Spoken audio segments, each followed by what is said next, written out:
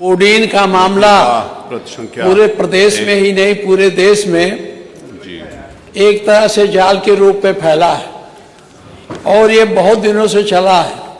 इसकी notice WHO ने भी ली है और तमाम संस्थाओं ने इसको गंभीरता से लिया है।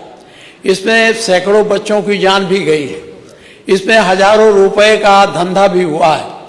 इसकी जानकारी सरकार को पहले हो जानी चाहिए थी। सरकार के पास इंटेलिजेंस है, सरकार के पास खुफिया एजेंसियां हैं, इनको पहले इसकी जानकारी हो जाती और उसके हिसाब से कार्रवाई की गई होती तो ये सैकड़ों लड़कों की जान को बचाया जा सकता था। आज बड़े पैमाने पर इसमें हजारों करोड़ों का घपला हुआ। मेरा निवेदन सुन रहे हैं, हजारों आप सुन लें। अब उस समय आएगा तो उसके ऊपर आप कोई बात कहोगे तो कहेंगे अभी प्रश्नकाल पूरा हो जाए। सुन लें, हजारों करोड़ों का घपला हुआ। के समय सुनेंगे, आरोप प्रत्यारोप चल रहा है, सब कुछ सुनने तो के लिए तैयार है। सरकार आग्रह था कि इस पर चर्चा करा लें और माननीय मुख्यमंत्री जी सरकार का पक्ष स्पष्ट करें। रोज हम लोगों का भी ये कहा जाता है समाजवादी पार्टी के लोग हैं। मेरी मांग है कि अगर समाजवादी पार्टी के लोग हैं तो उनके खिलाफ कार्रवाई होनी चाहिए, लेकिन साथ ही जो दूसरे लोग भी इसमें सम्मिलित हैं उनके घरों पर भी कार्रवाई की जानी चाहिए। चलिए बैठिए, धन्यवाद। अरे मैं चर्चा की मांग कर रहा हूँ, अभी तो चर्चा की मांग कर रहा हूँ। चर्चा ना तो अभी वो माननीय अध्यक्ष जी एक भी जो कोडीन सिरप की बात ये कर रहे हैं, एक भी मौत नहीं हुई इससे, एक भी मौत उत्तर प्रदेश में एक भी मौत नहीं हुई। ये दोनों चीजों को क्लब कर रहे हैं। आपने नोटिस एक्सेप्ट किया है, या तो अगर अभी सुनना हो ये तरीका नहीं है हमारे पास। उसको सुनेंगे, उसको सुनने के लिए तैयार है। कोडीन पर जब आप धोखा देंगे तो सरकार जवाब देगी।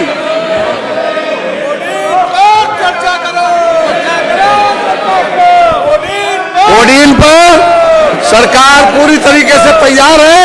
सरकार ने बड़े पैमाने पर बड़े बड़े लोगों के खिलाफ कार्रवाई की है। ये इनके पास नकारात्मक सोच के अलावा कोई एजेंडा नहीं है, केवल निगेटिविटी फैलाना, केवल समाज में गुमराह करना। इनका एजेंडा है गुमराह करना। एक भी मौत कोविड कफ सिरप से नहीं हुई, एक भी मौत नहीं। चलिए बैठिए। आपका नोटिस हमने लिया है। आपका नोटिस आपने देखिए, आपने नियम 56 में नोटिस दिया है।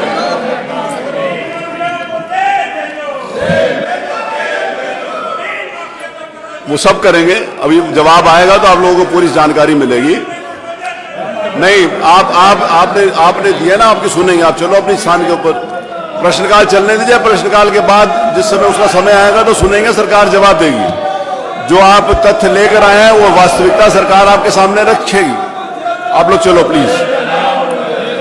अगर आपने चर्चा करानी है तो अब बैठो। अगर आपने सिर्फ एक तरफा बात करनी है तो वो बात उचित नहीं है। आप लोग चलो प्लीज,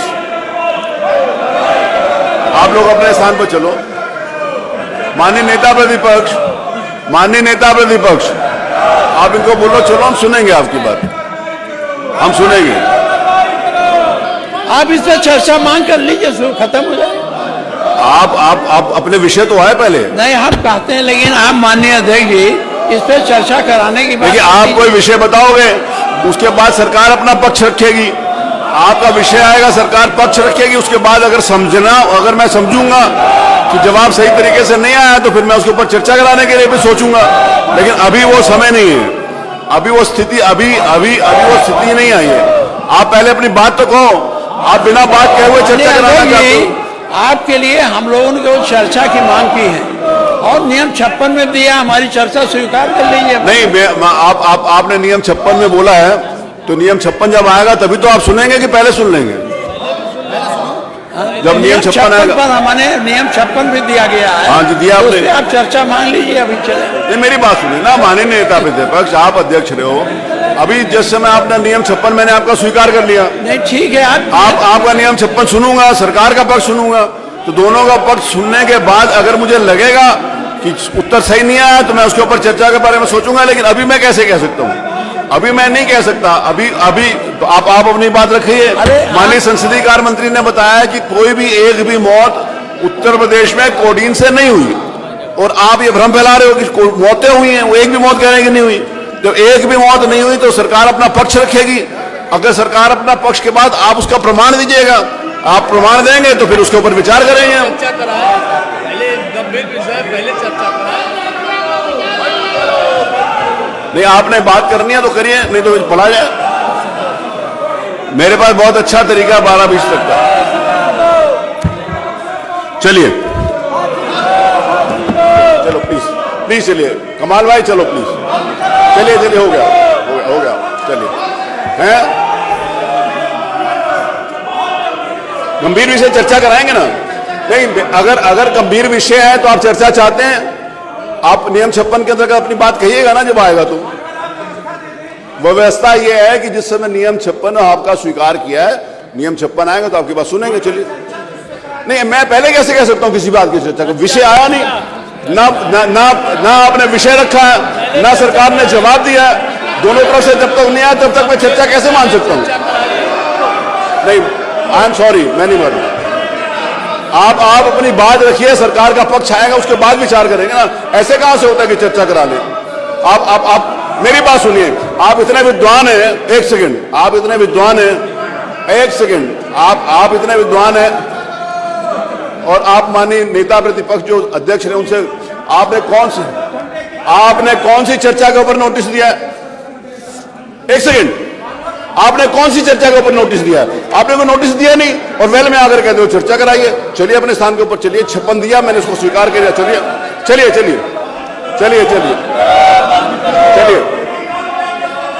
आप चलो, प्लीज चलो।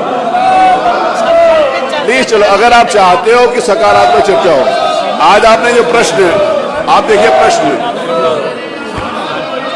प्रश्न आप देखिए, प्रश्न चिकित्सा से संबंधित है, सारे महत्वपूर्ण विषय हैं। आयुष से संबंधित है, चिकित्सा से संबंधित है, खाद्य सुरक्षा से संबंधित है, बाल विकास से संबंधित है, सारे महत्वपूर्ण विषय हैं जिसके ऊपर प्रश्न लगे। आप चलो प्लीज कमाल भाई, माननीय नेता मुख्य से तक चलो, माननीय नेता सदन, सॉरी माननीय नेता प्रतिपक्ष, माननीय नेता, अब चलो, हो गया आपका विषय आ गया। चलिए, हो गया। माननीय शिवपाल जी बोले चलो, हो गया सुरक्षा आप मत दे उनको। चलिए 5 मिनट और चलने, चलिए, हो गया भाई, हो गया 10 मिनट हो गया, आप वो कर दो। चलिए प्लीज। अब मैं इससे ज्यादा टाइम नहीं देता। मेरे को आगे निर्णय लेने के लिए विवश होऊंगा तो फिर पीछे वापस नहीं आ पाऊंगा। चलिए प्लीज मैं आपका नियम 56 लूंगा। आप उसके ऊपर आप अपनी बात कहिएगा ना, आपको बात कहने का अवसर है। बैठ जाओ, आप कहिएगा। चलिए प्लीज चलिए। चलो।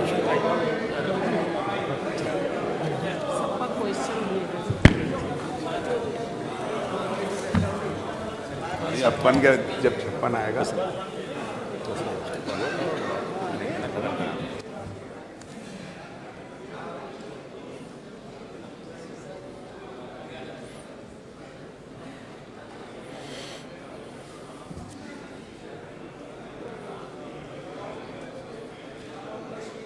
प्रश्न संख्या 1, श्री समरपाल सिंह। समरपाल जी हैं, पूछिए अनुपूरक। मैं सरकार से पूछा था, क्या उप मुख्यमंत्री बताने की कृपा करेंगे कि प्रदेश में प्राइवेट डॉक्टरों का परामर्श शुल्क तथा विभिन्न चिकित्सा जांचों आदि के रेट का एक समान करने का सरकार की कोई मंशा है कि नहीं? बहुत शर्मनाक उत्तर दिया है मुख्यमंत्री जी ने कि नहीं। गरीबों की सरकार बताती है, ढोल पीटती है, गरीबों की, मजदूरों की, मजलूमों की सरकार है। 4-4 हजार रुपए तक परामर्श शुल्क है। 500 से लेकर 4000 तक परामर्श शुल्क है। मान्यवर कैसे गरीब अपना जीवन यापन करेगा? मुलायम सिंह यादव जी कहते थे कि दवाई और पढ़ाई मुफ्ती होनी चाहिए, और इन्होंने कहा नहीं, मुफ्त नहीं होगी, महंगी होगी। और कहा कि आयुष्मान कार्ड है, आयुष्मान कार्ड लगा दो। मान्यवर कहीं आयुष्मान कार्ड लगता है? परामर्श शुल्क में हमें बता दे, अगर उप मुख्यमंत्री बता दे कहीं लगा हो इनका, तो कहीं परामर्श शुल्क में नहीं लगता आयुष्मान कार्ड। ये जहां भी जाओ, जिस डॉक्टर के पास भी जाओ, वो महंगी दवाई लिखता है। 5000 का पर्चा है, 4000 का पर्चा है, तो 5000 की दवाई लिखता है। कैसा गरीब आदमी अपना यापन करेगा, जीवन यापन करेगा? गरीब कैसे इलाज कराएगा? चलिए, जितने डॉक्टर हैं प्रदेश में, सरकारी भी, वो भी अपने घरों पर डॉक्टर देखते हैं, और वो अस्पतालों में कहते थे कि मेरे घर पे आइए, फलाना क्लिनिक है, उसका कार्ड दे देते हैं कि जाइए मेरे घर पे आइए, मुझे दिखाइए। अब इनका ये सरकारी धंधा है, गैंग बना के धंधा करते हैं डॉक्टर लोग। सभी डॉक्टर अपने चहेते से जांच कराते हैं। अगर मैं किसी गरीब से वैसे करा लूं, मामूली आदमी से, तो नहीं, इसे नहीं मानेंगे, करानी तो वही है। मामूली आदमी तो जांच नहीं कर सकता ना, जो उसके लिए वो वही जांच करेगा। मामूली आदमी जांच करेगा, एमआरआई की क्या जांच करेगा जब तक एमआरआई मशीन नहीं होगी? करा लेंगे। कुछ लोग ऐसे हैं तो डॉक्टर ही करेगा। अस्पतालों में अपने मर रहे हैं भूखे प्यासे, न दवाई है न कुछ है। सारे अस्पतालों के अंदर जितने एमआरआई लगे हैं, मंडल स्तर पर इन्होंने लगाए, एक भी एमआरआई काम नहीं कर रहा है। मैं मुरादाबाद मंडल की बात बता रहा हूँ, एमआरआई चलाने वाला ही नहीं मिलता वहां, सीटी स्कैन करने वाला नहीं मिलता, और बाहर से सामने अस्पताल के आपका अनुपूरक क्या समझ, और एमआरआई भी ये बाहर करा देते लोग। क्या उनसे कराइए, आधा पैसा उन पे आ जाता है। तो आप क्या इनको पता नहीं इस बात का? जब इधर बैठ जाएंगे कैसे पता चल जाएगा? हमारी तरफ आ जाएंगे तो पता चल जाएगा कि भ्रष्टाचार हो रहा। उधर बैठ के पता नहीं चलता इनको। जब आप इधर बैठे थे तब आपको नहीं पता था? मैं अस्पतालों के जरूरतमंदों को इलाज फ्री में कराया जाए, वही बात आती है। दवाई और पढ़ाई ये तो फ्री होनी चाहिए। और मैं कहना चाहूंगा माननीय मंत्री जी, कुछ शर्म करो गरीबों के हिसाब में। आपको सरकार में बैठा दिया है, उन गरीबों ने ही बैठाया है। अगर आप उनका अनादर करोगे, उनका इलाज फ्री में नहीं कराओगे, दवाई एक नहीं मिलती, जांच अपनी हिसाब से होती है। मैं सरकार से चाहूंगा कि पुनः विचार करे और जांचें फ्री कराए, और परामर्श एक नियमित कर दे। प्राइवेट को भी सरकारी को भी अंडरलाइन कर दे कि इससे ज्यादा कोई डॉक्टर ले नहीं सकता। बैठिए, धन्यवाद। एक दूसरा भी अखिलेश जी हैं, दोनों के साथ पूछने उसका उत्तर। श्री अखिलेश, इनका भी नाम है ना उसमें, दोनों बात कर, दोनों एक साथ उत्तर दीजिए। गाँव से चल करके बड़े शहरों की तरफ अपने मरीजों को लेकर के लोग आते हैं, और आपके सरकारी अस्पतालों में बेड नहीं मिल पाती। मजबूरन लोग अपने मरीजों को लेकर के प्राइवेट हॉस्पिटलों में जाते हैं। प्राइवेट हॉस्पिटल का खर्चा इतना बड़ा है, डॉक्टरों के फीस को लेकर के, अल्ट्रासाउंड को लेकर के, एमआरआई को लेकर के, तमाम जांच केंद्रों की इतनी बड़ी फीस है कि आदमी की देन क्षमता से ज़्यादा है। और कभी कभी तो ऐसा हो जाता है कि मरीज अस्पताल के अंदर दम तोड़ देता है, और लाश रोक करके प्राइवेट हॉस्पिटल के मालिक मरीज के तीमारदार से मांग करते हैं कि हमको इतना रुपया जमा करो, तब तुम्हारी हम बॉडी अस्पताल से बाहर करेंगे। तो क्या ऐसी स्थिति में सरकार प्राइवेट हॉस्पिटलों के खर्चों का कोई नियामक तय करेगी, कोई नियम बनाएगी? डॉक्टरों की फीस से लेकर के जांच केंद्रों तक का कोई नियम कानून बनाएगी, ताकि उसके तहत लोगों को उसका लाभ मिल सके? वरना स्वास्थ्य सेवाओं को नहीं सुधारा जा सकता। इसलिए हम आपसे पूछना चाहते हैं कि कोई नियम कानून ऐसा बनाएंगे जिससे गरीबों को स्वास्थ्य सेवाएं सुलभ ढंग से मिल सके। धन्यवाद। माननीय मंत्री जी, माननीय मंत्री जी, माननीय मंत्री जी। माननीय सदस्य के सवाल के जवाब में हमने विस्तृत रूप से लिखित जवाब दिया है।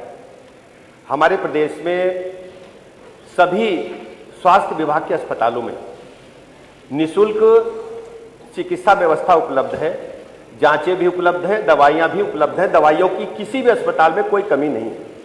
जो स्वास्थ्य विभाग का इंफ्रास्ट्रक्चर है, मैं सदन के माध्यम से प्रदेश के सभी लोगों को आपके माध्यम से बताना चाहता हूं।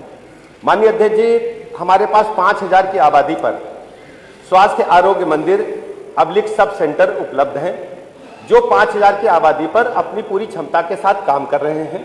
वहां 98 प्रकार की दवाइयां निःशुल्क हैं, 14 प्रकार की जांचें हैं, जच्चा बच्चा के लिए सारे वैक्सीनेशन की सुविधाएं उपलब्ध हैं, नॉर्मल डिलीवरी के लिए एएनएम भी वहां उपलब्ध रहती है। इसके अलावा जो प्राथमिक स्वास्थ्य केंद्र हैं, जिनकी संख्या 3500 के लगभग है, वहां पर प्राथमिक चिकित्सा की सारी व्यवस्थाएं उपलब्ध हैं और दवाइयां निःशुल्क वहां उपलब्ध हैं, जांचें भी निःशुल्क होती, कोई पैसा दे नहीं है किसी भी मरीज को, चाहे बड़ा आदमी हो चाहे गरीब आदमी हो, सभी व्यवस्थाएं निःशुल्क हैं। जो सीएससी हमारी सामुदायिक स्वास्थ्य केंद्र है, वो 30 बेड का इंडोर हॉस्पिटल है, वहां सभी प्रकार की जांचें निःशुल्क, दवाइयां निःशुल्क और जच्चा बच्चा के सीजरियन डिलीवरी के भी सारी व्यवस्थाएं उपलब्ध हैं। हमारे पास जिला लेवल के अस्पताल हैं, वहां भी सभी प्रकार की जांचें जो अनुमन्य होना चाहिए जिला लेवल के अस्पताल में निःशुल्क है। दवाइयां सभी प्रकार की हमारे पास निःशुल्क उपलब्ध हैं। बेड्स की, आईसीयू बेड्स की संख्या सभी जिला अस्पतालों में है। इसके अलावा विशिष्ट श्रेणी के जो अस्पताल 100 बेडेड और 50 बेडेड है, वहां जिला लेवल की सारी दवाइयां, सारी जांचें निःशुल्क उपलब्ध है। इसके अतिरिक्त यदि कोई गंभीर रोगी है, मैं पुनः सदन के माध्यम से आदरणीय प्रधानमंत्री नरेंद्र मोदी जी का आभार प्रकट करना चाहूंगा। माननीय प्रधानमंत्री जी ने देश को भारतवर्ष की, दुनिया की सबसे बड़ी योजना आयुष्मान भारत देने का काम किया है और मैं प्रदेशवासियों से कहता हूं, आपके माध्यम से माननीय सदस्य को भी जानकारी देता हूं, उत्तर प्रदेश राज्य आयुष्मान भारत कार्ड देने में पूरे राष्ट्र में नंबर 1 पर है। हमने 5.5 करोड़ से अधिक लोगों के आयुष्मान भारत कार्ड बनाए हैं और माननीय अध्यक्ष जी, उसमें हमने सभी मरीजों को, उनके परिजनों को निःशुल्क जो भी सुविधाएं चाहिए 5 लाख तक की निःशुल्क उपलब्ध है। मैं सदन को सर आपके माध्यम से बताना चाहता हूं, ऐसे लगभग 6000 अस्पताल हैं जिनको हमने सूचीबद्ध किया है। 2900 के लगभग प्राइवेट सरकारी अस्पताल हैं और 3100 से अधिक अस्पताल हमारे पास निजी क्षेत्र के हैं जिनको हमने सूचीबद्ध किया है। वहां आयुष्मान भारत की सुविधाएं लगातार लोगों को मिल रही हैं। इसके अलावा इसमें भी यदि कोई आच्छादित नहीं हो रहा है और वो उसको लगता है कि हमारे पास पैसे नहीं है, माननीय मुख्यमंत्री जी का मैं आभार प्रकट करना चाहता हूं। 1300 करोड़ रुपया मुख्यमंत्री सहायता कोष से ऐसे गरीबों को निःशुल्क इलाज के लिए दिया गया है। माननीय अध्यक्ष जी, ये माननीय सदस्य का जो सवाल है और दूसरे सदस्य का जो सवाल है, इनको दर्द गरीबों का नहीं है, इनको गरीबों से कोई लेना देना नहीं है। ये केवल सत्ता की भूख, सत्ता के पेट में दर्द की वजह से चिल्लाते हैं। इनका केवल सदन का ध्यान अपनी तरफ आकर्षित करना कि अखबार में 2 लाइन छप जाए। अगर ये मीडिया के साथी फोटो न खींचे, एक आदमी बेल में नहीं आएगा। तो पेट दर्द की आपके पास दवा है? इनका कोई मतलब नहीं है। और सर अरे वो आपके पेट दर्द की दवा दे रहे ना अध्यक्ष जी, जब इनका शासनकाल था, मैं स्पष्ट कर दूं, 17 से पहले आंकड़े मंगा लीजिए सर, 17 से पहले आंकड़े अस्पतालों और स्कूलों को तबेला बना करके रख दिया था। पूरी तरह से गुंडे, बदमाश, माफिया अस्पतालों पर हावी। प्रश्न संख्या 2 Shri Rakesh Kumar Verma, doctor Rakesh Kumar Verma, doctor Rakesh Kumar Verma, doctor Rakesh Kumar Verma, माननीय डॉक्टर रमेश कुमार वर्मा। आपके पेट में दर्द नहीं आता है? चलिए डॉक्टर राकेश आर के वर्मा। माननीय अध्यक्ष जी, उत्तर आया ही नहीं माननीय। आपने आयुष विभाग से संबंधित प्रश्न पर मुझे प्रश्न पूछने का अवसर दिया, इसके लिए आपको आभार। मान्यवर, सरकार का जवाब जब हम पढ़ते हैं और आयुष विभाग का जो लीडिंग विभाग है वो आयुर्वेद है और आयुर्वेद की व्यवस्थाओं पर नजर जब डालते हैं तो ऐसा लगता है जो हमारे मनीषियों की एक धरोहर रही है, उस धरोहर को मिटाने में। आप कौन से डॉक्टर हो? मान्यवर, मैं वही बात तो बता रहा हूं। वो कौन सा भूमिका एलोपैथिक हो कि आयुर्वेदिक हो? आप समझे? कौन जो भूमिका भारत के ज्ञान महोदय एक मिनट, जो भारत के ज्ञान विज्ञान को मिटाने के लिए जो हूड़ों ने, जो बख्तियार खिलजी जैसे विदेशी आक्रांताओं ने जो योगदान दिया है, आज वही कार्य भारतीय जनता पार्टी की सरकार में हो रहा है। फर्क इतना सा है कि मुखौटा स्वदेशी और राष्ट्रवाद का लगा रखा है। मानवर बहुत सारे लोग हो सकता है कहें कि ये बात मैं क्यों कह रहा हूं। विभाग की बदहाली, जी मैं मानता हूं, मैं बात करता हूं, आपको जवाब देना है, जवाब आपको देना है। जब समाजवादी पार्टी की सरकार थी, जब तक समाजवादी पार्टी की सरकार थी, मेरे पास एक ज्ञापन है मानवर।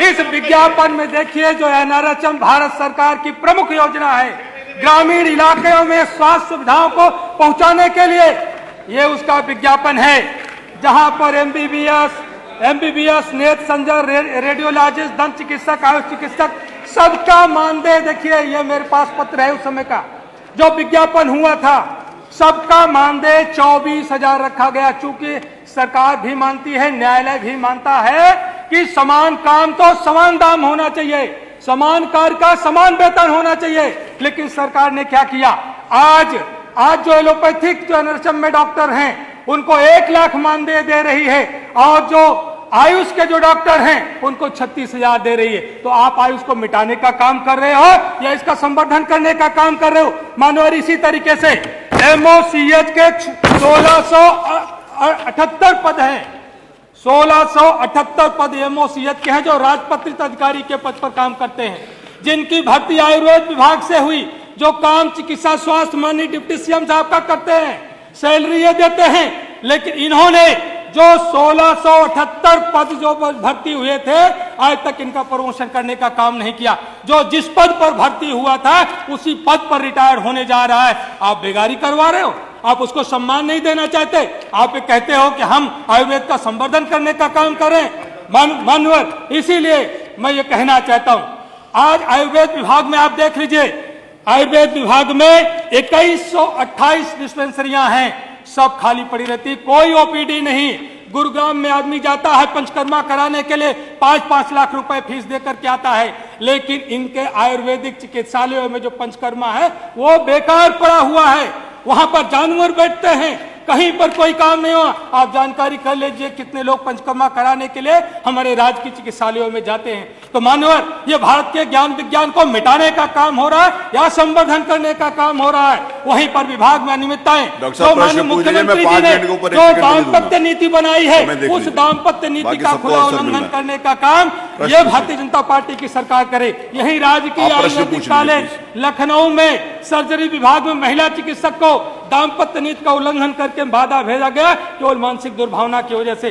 सरकार मंत्री कोई ध्यान नहीं देते, कोई कार्यवाही नहीं करते। माननीय, मेरा प्रश्न है कि एमओसीएच को या तो उनको चिकित्सा स्वास्थ्य विभाग में ले लिया जाए या आयुर्वेद में कर दिया जाए, और उनका समय समय पर प्रमोशन की नियमावली बनाने का काम किया जाए, वो नहीं बनी है। दूसरा, एनआरएचएम के डॉक्टर, जो भारत सरकार की एनआरएचएम की एक ही गाइडलाइन है, वही काम हर कोई करता है, तो उनके वेतन में विसंगतियां क्यों, उनके मानदेय में विसंगतियां क्यों? सबको बराबर करने का काम किया जाना चाहिए। तीसरा मेरे हाथ में ये भारत का राजपत्र है, भारत सरकार ने जो 39 ऑपरेशन ऐसे हैं जो आयुर्वेद के शल्य चिकित्सकों को करने के लिए अनुमति किया है, उसका राजपत्र जारी करने का काम किया है। सरकार कभी स्पष्ट नहीं करती। चलिए, आपके प्रश्न आगे, 5 मिनट हो गए आपके, 5 मिनट से ज्यादा मैं अवसर नहीं मानते हैं। श्री ब्रजेश कठेरिया, ये मानते हैं या नहीं मानते हैं? ब्रजेश कठेरिया हैं। मैं सवाल आप हो गया, मैं आपको 4 मिनट कि एमओसीएच को उनको समय समय पर उनका प्रमोशन करेंगे कि नहीं? एनआरएचएम को सारे पैथी के चिकित्सकों को एक समान वेतन देंगे कि नहीं? दाम्पत्य नीति का उल्लंघन करने वालों की जांच करवा करके कार्रवाई करेंगे कि नहीं? और भारत सरकार के राजपत्र को मानते हैं कि नहीं मानते? ये माननीय मंत्री जी को जवाब देना होगा। श्री ब्रजेश कठेरिया, ये मंत्री 3 लोगों के प्रश्न आ जाए, फिर एक साथ उत्तर दीजिएगा। श्री ब्रजेश कठेरिया जी, बताइए। आपने महत्वपूर्ण विषय पर मुझे बोलने का अवसर दिया, आपको बहुत बहुत धन्यवाद। आज का जो मेरा क्वेश्चन था, इस पर डॉक्टर साहब ने जो बात रखी है, मैं उससे अपने आप को संबद्ध करता हुआ दूसरे को बुलाते करता हूँ कि 2010 में आयुष डॉक्टरों की नियुक्तियाँ हुई तो उस समय 24,000 था और आज इनका 2025 में 52,000 और MBBS डॉक्टर का 1 लाख। महोदय, 2010 के बाद से कोई भर्ती भी नहीं हुई। मेरे यहाँ जनपद मैनपुरी में आयुष विंग में न तो कोई बाड़वा है, न कोई बिल्डिंग है, न कोई मरम्मत का कार्य किया गया। महोदय, समान कार्य समान वेतन को देखते हुए मैं आपके माध्यम से जानना चाहूँगा, चिकित्सकों को अन्य डॉक्टरों की भांति सुविधाएं देने और वेतन वृद्धि पर सरकार विचार करेगी या नहीं करेगी, तथा मैनपुरी जिला चिकित्सालय की आयुष विंग में न कोई बाड़वा है, न कोई मरम्मत का कार्य, यहाँ तक कि 2014 से स्थापित होने के बाद आज तक महोदय पुताई नहीं कराई गई। उक्त संबंधित नियुक्तियां और कार्य सरकार कब तक पूर्ण कराएगी? दूसरी महोदय, मेरे यहाँ जो डॉक्टर्स आवास हैं ये 1970 के बाद के बने हुए हो, तब से आज तक हालात ये हो डॉक्टर्स रेजिडेंस की कि जिसमें जानवर भी रहने को गवारा नहीं करेंगे, उसमें मेरे डॉक्टर बुरे हाल में रहते हैं। मैं आपके माध्यम से यह जानना चाहूँगा कि कम से कम उनकी पुनर्निर्माण या मेंटेनेंस का कार्य कब तक होगा। दूसरे महोदय, जो डॉक्टर्स हमारे यहाँ काम करते हैं उन डॉक्टरों का वेतन 1 से 1.5 लाख रुपए है, जबकि वो OPD भी करते हैं, इमरजेंसी भी करते हैं और आपका पोस्टमार्टम का भी काम करते हैं। वहीं पर जो बीडी के द्वारा डॉक्टर नियुक्त किए जाते हैं महोदय, उनका वेतन के 5 लाख रुपए है। आखिर समान वेतन समान कार्य के अनुरूप रखते हुए आखिर सरकार जो डॉक्टर हमारे परमानेंट उनके वेतन वृद्धि पर विचार करेगी या नहीं करेगी। दूसरा एक गंभीर विषय महोदय, 2025 में जो नीट की परीक्षा पास हुई, इससे पूछे ना, नीट से इसका क्या मतलब है? महत्वपूर्ण प्रश्न, महत्वपूर्ण करिए, इस विषय के ऊपर पूछे ना। खत्म करता हूँ। नहीं, आप पूछिए, मैं आपको पूछूंगा, विषय के ऊपर पूछे। नीट से इसका क्या मतलब है? जो 50 बच्चे जो सामान्य वर्ग के थे उन्होंने SC का सर्टिफिकेट लगा करके, वो विषय नहीं है ये, उनकी नियुक्ति जो प्रश्न के ऊपर पूछे। शिकमाल अख्तर पटल पे रखना चाहता हूं, कम से कम वो अलग विषय, इसकी जांच होकर आप रेफरेंस टू द कंटेस्ट पूछेंगे, पूरा अवसर मिलेगा। विषय के बाहर जाएंगे, अवसर नहीं मिलेगा। धन्यवाद अध्यक्ष जी, आपने आयुष जैसे महत्वपूर्ण विषय पे मुझे प्रश्न पूछने का मौका दिया। अध्यक्ष जी, हम लोगों ने सवाल किया था कि उत्तर प्रदेश में आयुष चिकित्सा सेवाओं की गुणवत्ता सुलभता हेतु कोई कार्य योजना बनाई गई है या नहीं बनाई गई। जब मंत्री जी का जवाब आया है, उस जवाब से ये लगता है कि जैसे उत्तर प्रदेश के अंदर अब कोई बीमारी नहीं रहा और पूरे उत्तर प्रदेश में किसी आदमी को दवाइयों की ज़रूरत ही नहीं है, डॉक्टरों की ज़रूरत ही नहीं है, इलाज की ज़रूरत ही नहीं है। और जब मंत्री जी जवाब देते हैं तो ऐसा महसूस होता है कि उत्तर प्रदेश के अंदर स्वास्थ्य विभाग में इतनी बड़ी क्रांति मंत्री जी ने कर दी है कि इससे पहले कभी कुछ लोगों को वो मिलता ही नहीं था। अध्यक्ष जी, आज उत्तर प्रदेश के अंदर आयुष चिकित्सा की हालत ये है, मंत्री जी ने जवाब दिया कि हमने डिस्पेंसरी 316 और 4 शैय्या राजकीय आयुर्वेदिक चिकित्सालय 1654, ये सिर्फ आंकड़े हैं आपके इस जवाब के। जबकि आप धरातल पे चले जाएंगे तो मैं कह सकता हूं मुरादाबाद इतना बड़ा जिला है, अमरोहा है, मेरठ है, पश्चिम के अंदर 90% ऐसी जगह है जहां पे आयुष की बिल्डिंग तक बनी हुई नहीं है और वो दूसरी जगहों पर दूसरे कार्यालयों के अंदर चल रही है। और मंत्री जी जब दूसरी जगह कह देते हैं कि हमें कोई सरोकार ही नहीं है इन चीज़ों से, फोटो के लिए खिंचवाते हैं, तो मैं थोड़ी सी आपसे, मंत्री जी आपके पास दूसरे भी विभाग हैं, माननीय मुख्यमंत्री जी भी यहाँ पर बैठे हैं। मुरादाबाद सर इतना बड़ा जनपद है, मंडल है, मुख्यालय है, मंत्री जी कहते हैं 1 डिस्ट्रिक्ट 1 मेडिकल कॉलेज, लेकिन आपने जो टाई अप किया मुरादाबाद के अंदर एक ऐसे मेडिकल कॉलेज से टाई अप किया है, अगर आपकी उसकी लिस्ट आप मंगा के देख लेंगे तो वहां पर आपको वही इलाज मिलेगा, वही कीमतों में इलाज मिलेगा, वही कीमतों में जांच मिलेगी जो प्राइवेट उसमें हो रहा है।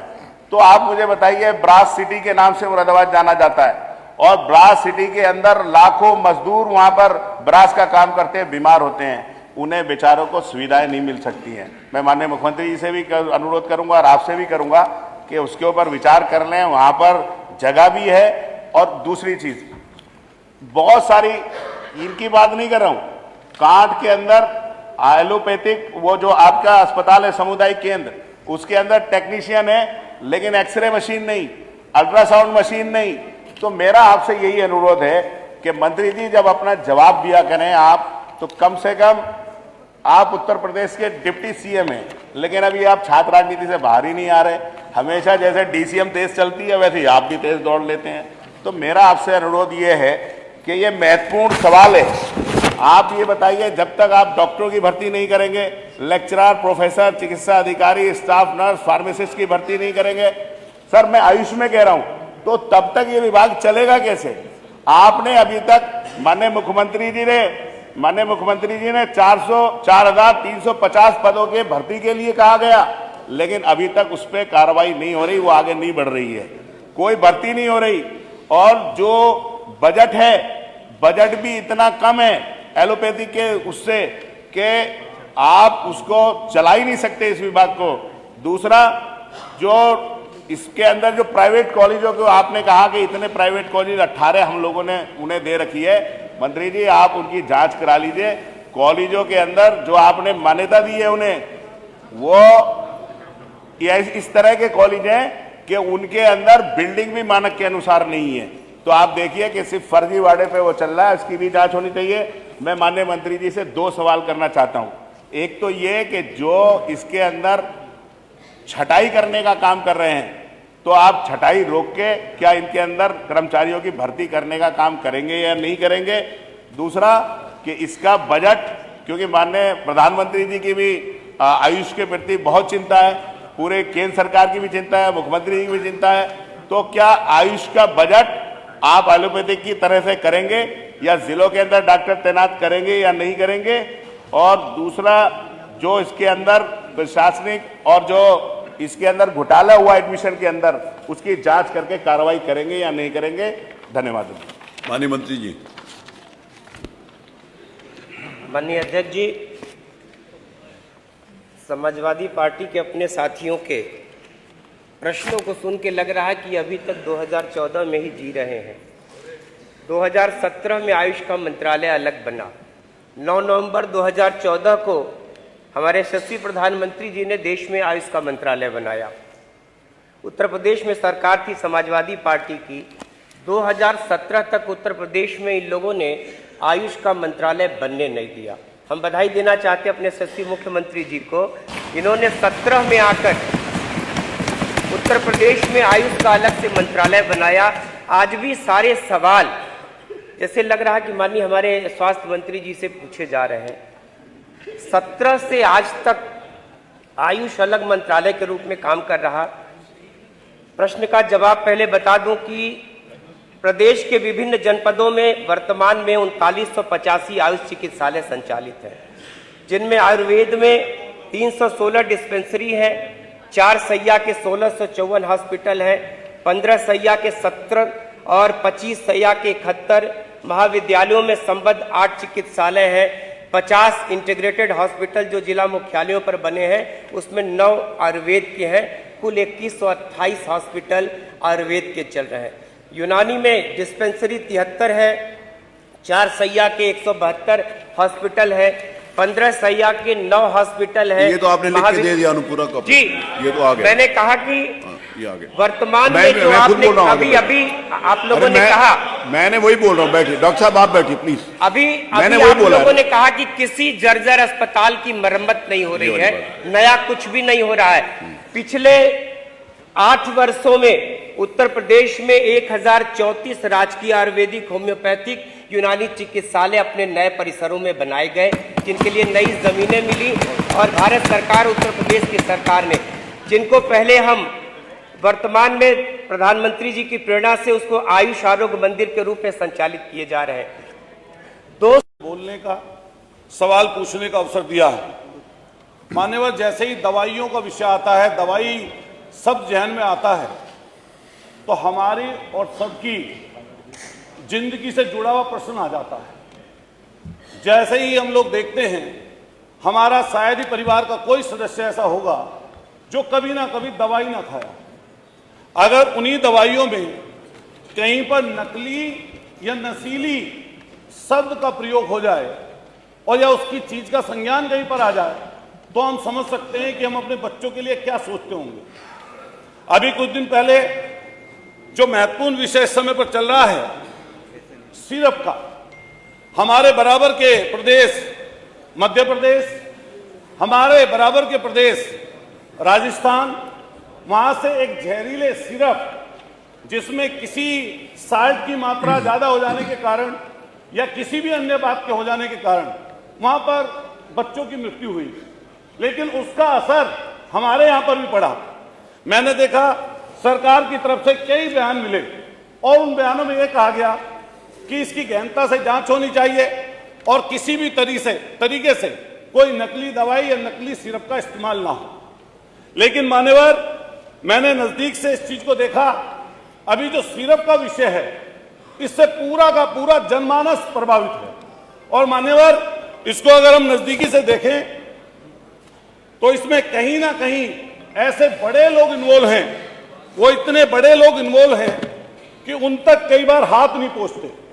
अभी मैं जब देखता हूं, 1.5 साल पहले इसी उत्तर प्रदेश के इसी राजधानी में सुशांत गोल्ड सिटी में एक बड़ा जखीरा इसी कोडिन सिरप का पकड़ा गया था और आनन फानन में वो जांच उस समय सरकार ने एसटीएफ को सौंप दी।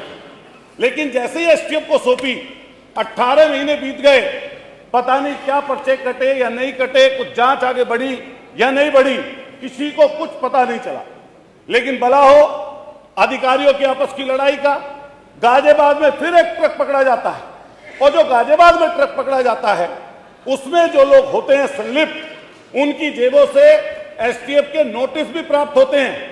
लेकिन फिर आनंद फानन में 15-20 लोगों का अलग अलग जगहों पर उनके नाम से एफआईआर दर्ज होती है। लेकिन अभी वो चर्चा का विषय है कि कई लोग बता रहे हैं कुछ, कई लोग कुछ बता रहे हैं। लेकिन प्रधानमंत्री जी के संसदीय क्षेत्र से जिसका नाम शुभम जायसवाल चला गया दुबई, जिसका नाम वहां पर टाटा करके बोलते हैं, उनका नाम जैसे सामने आया तो पता चला ये व्यापार, ये भ्रष्टाचार की जड़ें बहुत नजदीकी से सत्ता संरक्षित लोगों के पास हैं।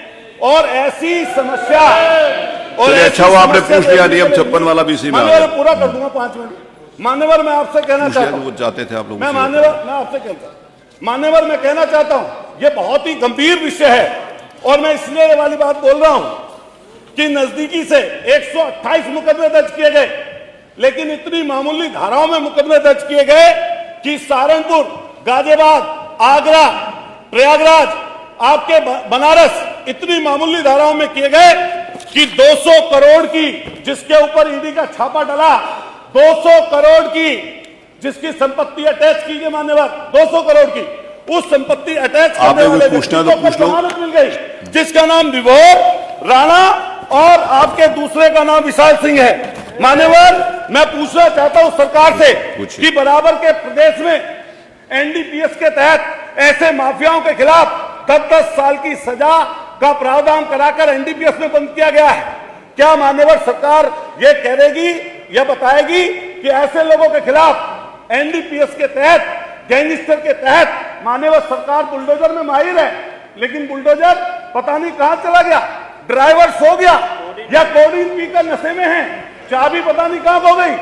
हजारों करोड़ का जिसने महल बना रखा है, उसके घर पर, उस सिपाही के घर पर नहीं पहुंची। 5 मिनट हो गए। मैं दूसरा सवाल पूछ रहा हूं मान्यवर, पूछिए। जो अपराधी आर्थिक और भौतिक रूप लाभ प्राप्त कर रहे हैं, इससे सामाजिक अपराध कर रहे हैं, क्या उनके ऊपर सरकार जब्ती का काम करेगी? एक और चीज मान्यवर, कफ सिरप, इंजेक्शन सहित 205 दवाइयां सरकार की तरफ से जिनके सैंपल फेल हुए, और ये मान्यवर बहुत जरूरी चीज है, जिसमें दिल की दवाइयां, कैंसर की दवाइयां, आपके हाई बीपी की दवाई, शुगर की दवाई। अब उत्तर आया नहीं, 5 मिनट 5.5 मिनट हो गया आपके, 5 मिनट से ज्यादा मैं अवसर नहीं दे सकता। नहीं, संक्रमण की दवाई, आई कांट डू दैट। पेट का सूजन, पेट के कीड़े, अमोनिया, 205 दवाई। आपका कोई प्रश्न हो तो कर लीजिए, भाषण हो तो खत्म कर लीजिए। जिनके सैंपल फेल होते हैं, अतुल प्रधान जी कोई प्रश्न हो तो कर लीजिए, भाषण हो तो नहीं। 6 मिनट में 5 मिनट से ज्यादा नहीं दे सकता, नहीं दे सकता मैं। आप पूछिए ना अपने टाइम सरकार बताएगी क्या जिनके सैंपल फेल हुए हैं, ये आपकी प्रयोगशालाओं में जो आगरा में दवाई पकड़ी गई, मेरठ में दवाई पकड़ी गई, उनके सैंपल जब पहुंचते हैं प्रयोगशाला में, सैंपल बदलवा कर वो माफिया, चलिए इनका माइक बंद कर दिया, बदलवा कर माफिया वो बरी हो जाती।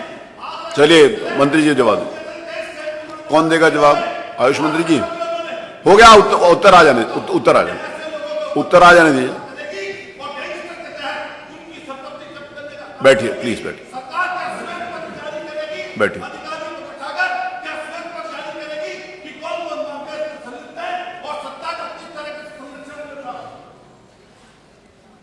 माननीय मंत्री जी बैठिए। मंत्री अध्यक्ष जी, प्रश्न क्या है और मुद्दे क्या उठाए जा रहे हैं? मुझे लगता है कि माननीय सदस्य को पूरा अध्ययन करके आना चाहिए, सदन की गरिमा का ध्यान भी रखना चाहिए। लेकिन मुझे इसलिए भी खड़ा होना पड़ा है क्योंकि नेता विरोधी पक्ष ने सदन की कार्रवाई प्रारंभ होते ही इस मुद्दे को उठाया और आपने भी उसको छेड़ा है। लेकिन मैं आपके छेड़ने की स्थिति को अवश्य आपकी इस मजबूरी को जान सकता हूं, जिसके बारे में एक छोटी सी कहावत है कि चोर की दाढ़ी में तिनका।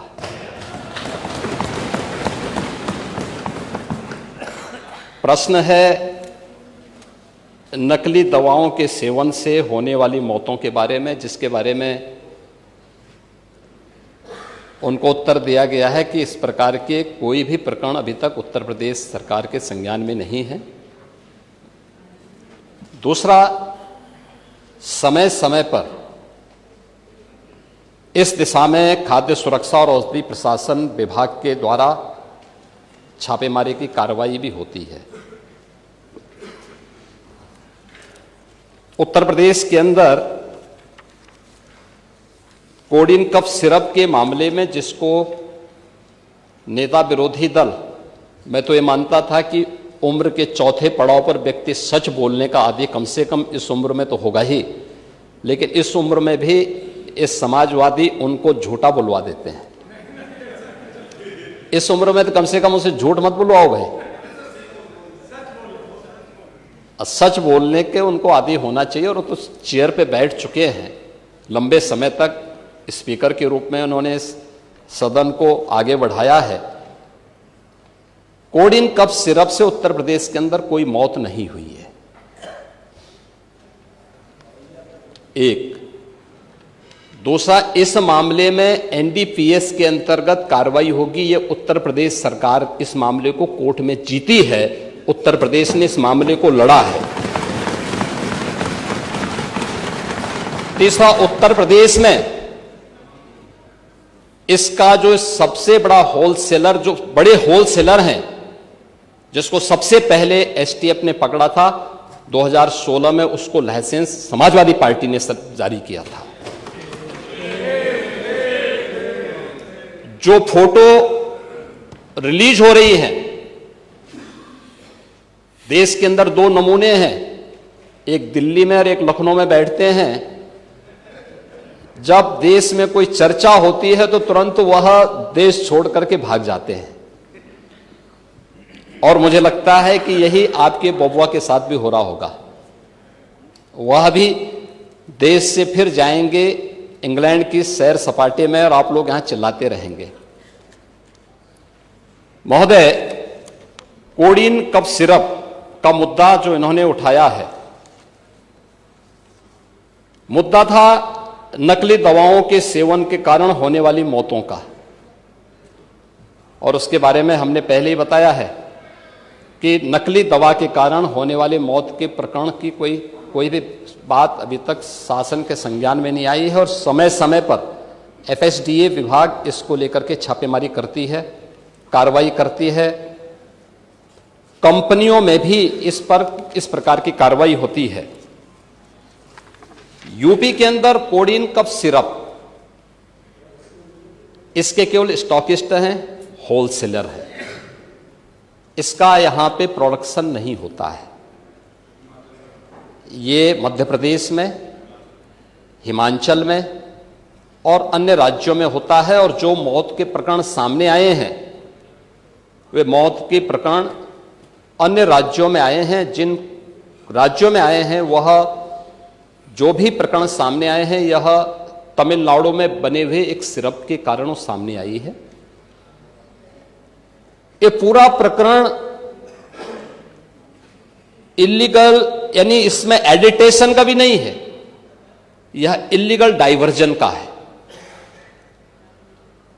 इस डाइवर्जन के माध्यम से इन होलसेलर ने, जिसमें सहारनपुर का भी है, गाजियाबाद का भी है, वाराणसी का भी है, लखनऊ का भी है और कानपुर का भी है, इन लोगों ने इसको उन देशों में पहुंचाया है, उन राज्यों में पहुंचाया है जहां मद्य निषेध है, लेकिन वहां पे नशे के आदी लोगों को इसको लेने की एक आदत सी है, तो वहां पर उसका दुरुपयोग किया गया है। जबकि बिना चिकित्सीय परामर्श के इसका सेवन नहीं हो सकता, खासतौर पर बच्चों के लिए। एडल्ट भी चिकित्सीय परामर्श से इसका सेवन करता है। कौन ऐसा व्यक्ति है जिसने कफ सिरप नहीं लिया? खांसी होती है, हर व्यक्ति लेता है, लेकिन चिकित्सीय परामर्श से उसमें लिखा जाता है। क्योंकि पढ़ाई लिखाई से आप लोगों का कोई वास्ता है नहीं, इसलिए आप लोग हमेशा इस प्रकार की बातें करते हैं। अब बात पहले अब सुन लीजिए ना, आपने पूरी बात बोली तो हम लोगों ने आपकी बात सुनी, आप लोग चिल्लाते रहे तब भी हम आपकी बात सुनते रहे। अब कम से कम हमारी बात तो सुन लें। ये कार्रवाई सरकार ने की है और सरकार ने इसके लिए 79 अभियोग अब तक दर्ज किए हैं। इसमें 225 अभियुक्तों को इसमें नामजद किया है। 78 अभियुक्त अब तक गिरफ्तार हुए हैं। 134 फर्म पर एक छापेमारी की कार्रवाई हुई है और इसमें अब तक जिन क्षेत्रों में ये आई हुई अलग अलग राज्यों से जुड़े हुए यह सभी केंद्र हैं। और मुझे लगता है अगर आप इसकी गहराई में जाएंगे तो घूम फिर करके वही मामला है कि वो कहीं ना कहीं कोई ना कोई समाजवादी पार्टी से जुड़ा हुआ नेता या उनसे जुड़ा हुआ कोई ना कोई व्यक्ति उसकी चपेट में आता है। और इलीगल ट्रांजैक्शन भी जो हुआ है वह भी आपकी लोहिया बहाने के एक पदाधिकारी के अकाउंट के माध्यम से हुआ है। एसटीएफ इसकी जांच कर रही है। इस पूरे मामले में हाईकोर्ट से उस पूरे मामले को एनडीपीएस के अंतर्गत इस मामले में मुकदमा चलना चाहिए। ये उत्तर प्रदेश सरकार ने इस लड़ाई को लड़ा है और उसको जीता है और इस मामले में कोई भी अपराधी छूटने नहीं पाएगा। और चिंता मत करिए, समय आने पर बुलडोजर एक्शन भी उसकी तैयारी भी रहेगी, उस समय चिल्लाना मत करो। प्रश्न संख्या 5 डॉक्टर रागिनी। देखो ये दिखाना नहीं, पूरा माननीय मुख्यमंत्री उत्तर दे। बड़ा मेरी बात सुनिए, विषय आपने मेरा बात सुन लीजिए, तुम जी मेरी बात सुन लीजिए, मेरा निवेदन सुन लीजिए ना। आप उसको सुनेंगे कि अपना बोलते रहेंगे? अगर आप अपना बोलते, अगर मेरा निवेदन सुन लीजिए, अगर नियम एक सेकंड सुन लीजिए, क्योंकि आपने नियम 56 दिया था और पूरा उत्तर माननीय मुख्यमंत्री जी के द्वारा दे दिया गया, ठीक है? तो वो विषय समाप्त कर दीजिए उसको, नियम 56 को। नियम 56 का विषय तो पूरा आ गया ना, उत्तर तो आ गया उसमें। अब वही तो आप चाहते थे, आपने जानबूझकर कि आपके नेता उस विषय को ना उठा पाए, आपने उसको उठा दिया। जब आपने उसको उठा दिया तो ये सदन के सम्मानित नेता हैं, वहीं पर आपने किया ना, तो आपने विषय को कभी समाप्त कर दिया, उसका उत्तर आ गया। उनकी वाणी ऐसी निकलती है जो उनके सब अनुरूप नहीं रहता। अभी आपने कहा 2 नमूने हैं, एक समाजवादी पार्टी, एक वो। तो उन्होंने किसी का नाम तो लिया नहीं। ये नमूने नहीं है, अपने ऊपर कैसे समझ? ये नमूने नहीं है ये। अरे आप नाम तो लिया नहीं, नेता प्रतिपक्ष किसी का नाम तो लिया नहीं। अरे आप क्यों समझते हो उनको? देखिए, मैं माननीय अध्यक्ष जी, किसी का नाम नहीं लिया, नहीं किसी का नाम लिया। मुख्यमंत्री जी आप समझते रहिए, किसी का नाम नहीं लिया। देखिए, जो विषय सामने आया था, जिसको घुमा फिरा के उत्तर प्रदेश की जनता को इस मंच के माध्यम से गुमराह किया जा रहा है। माननीय, बार बार ये कहा जा रहा है कि मौतें हुई, और हम कई बार इस बात को कर चुके हैं। माननीय मुख्यमंत्री जी ने जितनी बड़ी कार्रवाई बड़े बड़े लोगों के खिलाफ की, अभी आपके सामने माननीय बताया भी, और इस सिर्फ से उन मौतों का कोई मतलब नहीं है। माननीय, रही बात इस बात की कि माननीय मुख्यमंत्री जी ने किसी का नाम नहीं लिया, किसी का, अरे हुआ, उसमें हुआ ये माननीय, किसी का नाम माननीय नहीं लिया। नहीं, उसमें हुआ ये माननीय मंत्री जी, उसमें ना एक आदमी नारा लगा रहा था कि सरकार चोर है, सरकार चोर है। तो उसने, थानेदार ने कहा कि भाई क्यों बोल रहे हो इसका? तो उसने कहा मैंने नाम तो लिया नहीं। तो उसने कहा मुझे पता तो है, तो नाम तो लिया नहीं, आप क्यों बोल रहे हो?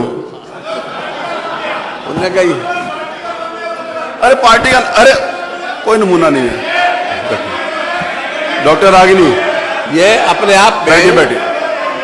अरे अगला प्रश्न है, बैठिए बैठिए, रवीन जी बैठिए, चलो सब लोग बैठिए, सब लोग बैठिए। अगला प्रश्न, अगला प्रश्न, ये सदन को अगला प्रश्न, गुमराह करना, सदन का समय खराब करना, केवल इनके पास एक ही काम है। माननीय, चलिए बैठिए, अगला प्रश्न, डॉक्टर रागिनी, डॉक्टर रागिनी। और माननीय मुख्यमंत्री जी ने किसी का नाम नहीं लिया। वही तो मैं कह रहा हूँ, किसी का नाम नहीं। अरे आप क्यों समझते हो, हर बार सारा नेगेटिव अपने ऊपर क्यों लेते हो? बैठो, अरे बैठिए ना। अरे आपका नाम तो लिया नहीं, बैठिए। आप क्यों समाज में कहना चाहते हैं कि आपका नाम नहीं लिया लेकिन आप ही हो? बैठो, बैठिए प्लीज, बैठिए।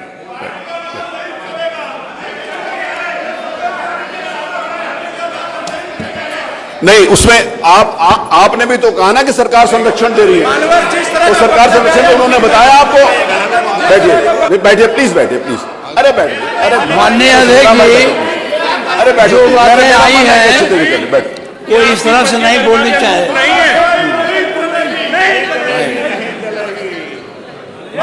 संग्राम जी चलिए, चलो ना प्लीज, नहीं चलेगी, नहीं के इसकी इजाजत नहीं होती, ये इनसे कागज ले रहे, इसकी इजाजत नहीं। अरे आप बात बैठो, अरे इसकी इजाजत नहीं है, ये नहीं ले सकते।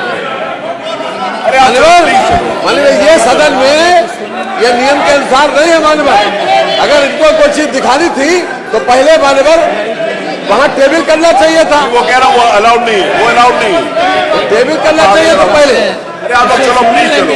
क्या कहे, ये सदन का समय खराब कर रहे हैं। माननीय, एक नियम उठाया था और उस वक्त तो चर्चा करेंगे, पहले तो प्लीज चलिए, चलिए आप लोग, चलो अपने पे। हर चीज का जवाब मुख्यमंत्री जी के द्वारा दे दिया गया पूरा। उसके बाद इसका कोई मतलब नहीं है। माननीय, ये सरकार पूरी तरीके से जो लोग इसमें दोषी पाए गए उनके खिलाफ कार्रवाई कर रही है। वो सिर्फ, उस सिर्फ का कोई मतलब नहीं है मौतों से। उत्तर प्रदेश में एक भी मौत नहीं हुई, उसके बाद भी ये जनता को गुमराह कर रहे हैं, इस मंच को नाजायज तरीके से इस्तेमाल कर रहे हैं। इस देखिए, कोई भी मंच को नाजायज तरीके से इस्तेमाल कर रहे हैं। माननीय, आप लोग चलो प्लीज, चलो, अरे चलो प्लीज, चलो, चलिए चलिए, आइए चलिए प्लीज, चलिए।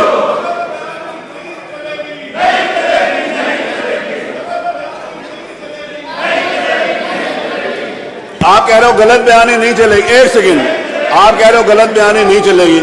मुख्यमंत्री जी ने कहा एक भी मौत नहीं है, आप कह रहे सैकड़ों हुई है। बताओ ना नाम, आप नाम बताइए किसकी मौत हुई है। आप नाम बता, आपके पास नाम है नहीं, किसी की हुई नहीं, और गलत बयानी आप कर रहे हैं, वो कर रहे हैं, गलत बयानी आप कर बैठे हुए। आप बताइए ना नाम, आप चलिए अपनी जगह पे बताइए। अरे मुख्यमंत्री जी ने कहा नहीं है ना, तो आप बता रहे हो सैकड़ों, सैकड़ों में से नाम बताइए, सैकड़ों कौन है? गुमराह मत करिए, बैठिए प्लीज, प्लीज बैठिए, प्लीज प्लीज बैठिए, मेरा आपसे निवेदन, बैठिए, आप बैठो प्लीज, बैठो, आइए प्लीज। अरे वो आप चलिए, कहिए ना, किसने कहा मना किया, किसने मना किया ना कहने के लिए? कहिए, चलिए कहिए। जब कहा कि एक भी मौत नहीं हुई तो आप चलिए अपनी जगह पर, चलिए जाके बताइए। अरे देखिए ऐसे गुमराह हम इनके इस नहीं, बयान पर नो। हम लोग वॉकआउट करते हैं। चलो जी आओ। चलिए हो गया, वॉकआउट हो गया, चलिए वॉकआउट हो गया। अरे वॉकआउट हो गया, वॉकआउट हो गया। चलिए वो उन्होंने कह दिया वॉकआउट हो गया। चलिए आई, चलिए चलिए चलिए चलिए प्रश्न संख्या, चलिए चलिए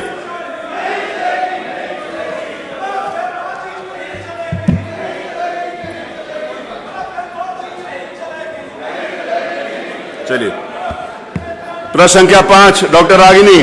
डॉक्टर रागिनी, डॉक्टर रागिनी ने पूछना है? नहीं पूछना। चलिए श्री अनिल प्रधान, नहीं पूछना। चलिए तूफानी सरोज, नहीं पूछना। चलिए नाहिद हसन, नहीं पूछना। श्री महेंद्र नाथ यादव, नहीं पूछना। स्वामी ओमवेश, नहीं पूछना। श्री संग्राम यादव, नहीं पूछना।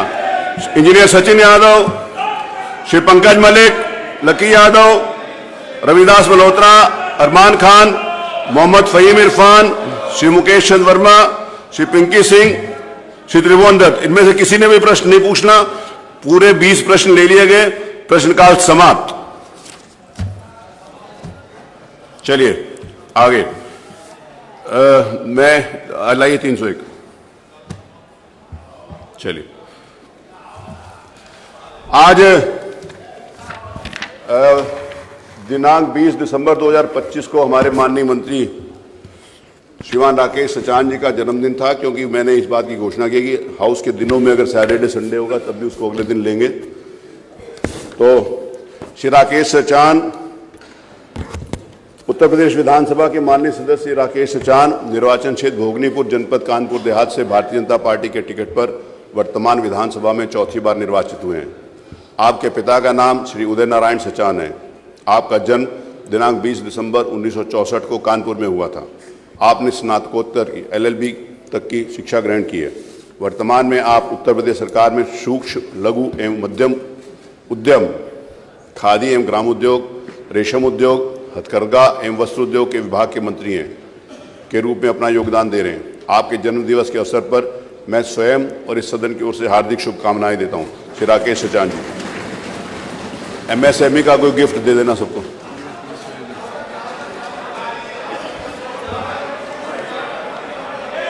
आज नियम 301 के अंतर्गत कुल 69 सूचनाएं प्राप्त हुई। सलाहकार के आधार के ऊपर मैंने आज काफी सूचनाएं ले ली हैं। जो माननीय सदस्य यहां पर उपस्थित होंगे उनकी सूचनाएं ली जाएंगी। स्वामी ओमवेश, स्वामी ओमवेश नहीं है। इंजीनियर सचिन यादव नहीं है। श्री मनोज कुमार प्रजापति हैं। डॉक्टर रागिनी नहीं है। डॉक्टर मुकेश वर्मा नहीं है। श्री मनीष रावत हैं। श्री अनिल कुमार त्रिपाठी, अनिल कुमार त्रिपाठी हैं। श्रीमती सरोज कुरील हैं। श्रीमती पूनम शंखवार,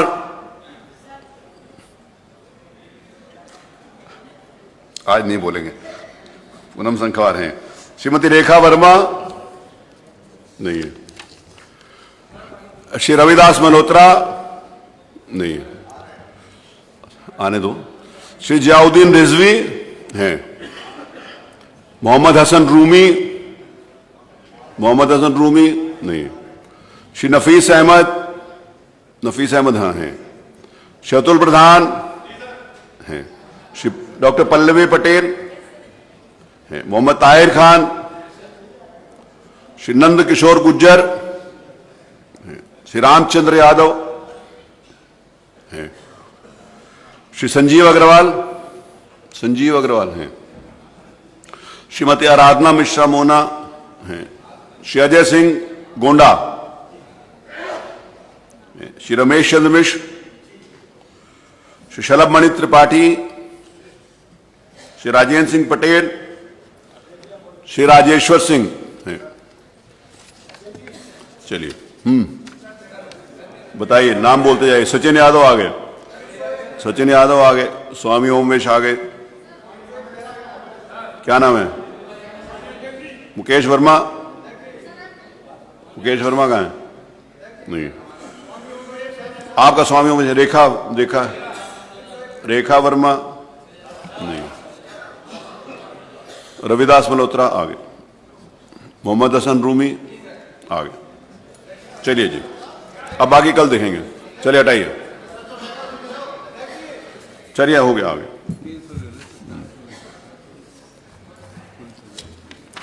नियम 300 के अंतर्गत आज 3 सूचनाएं प्राप्त हुई, तीनों अग्राह्य।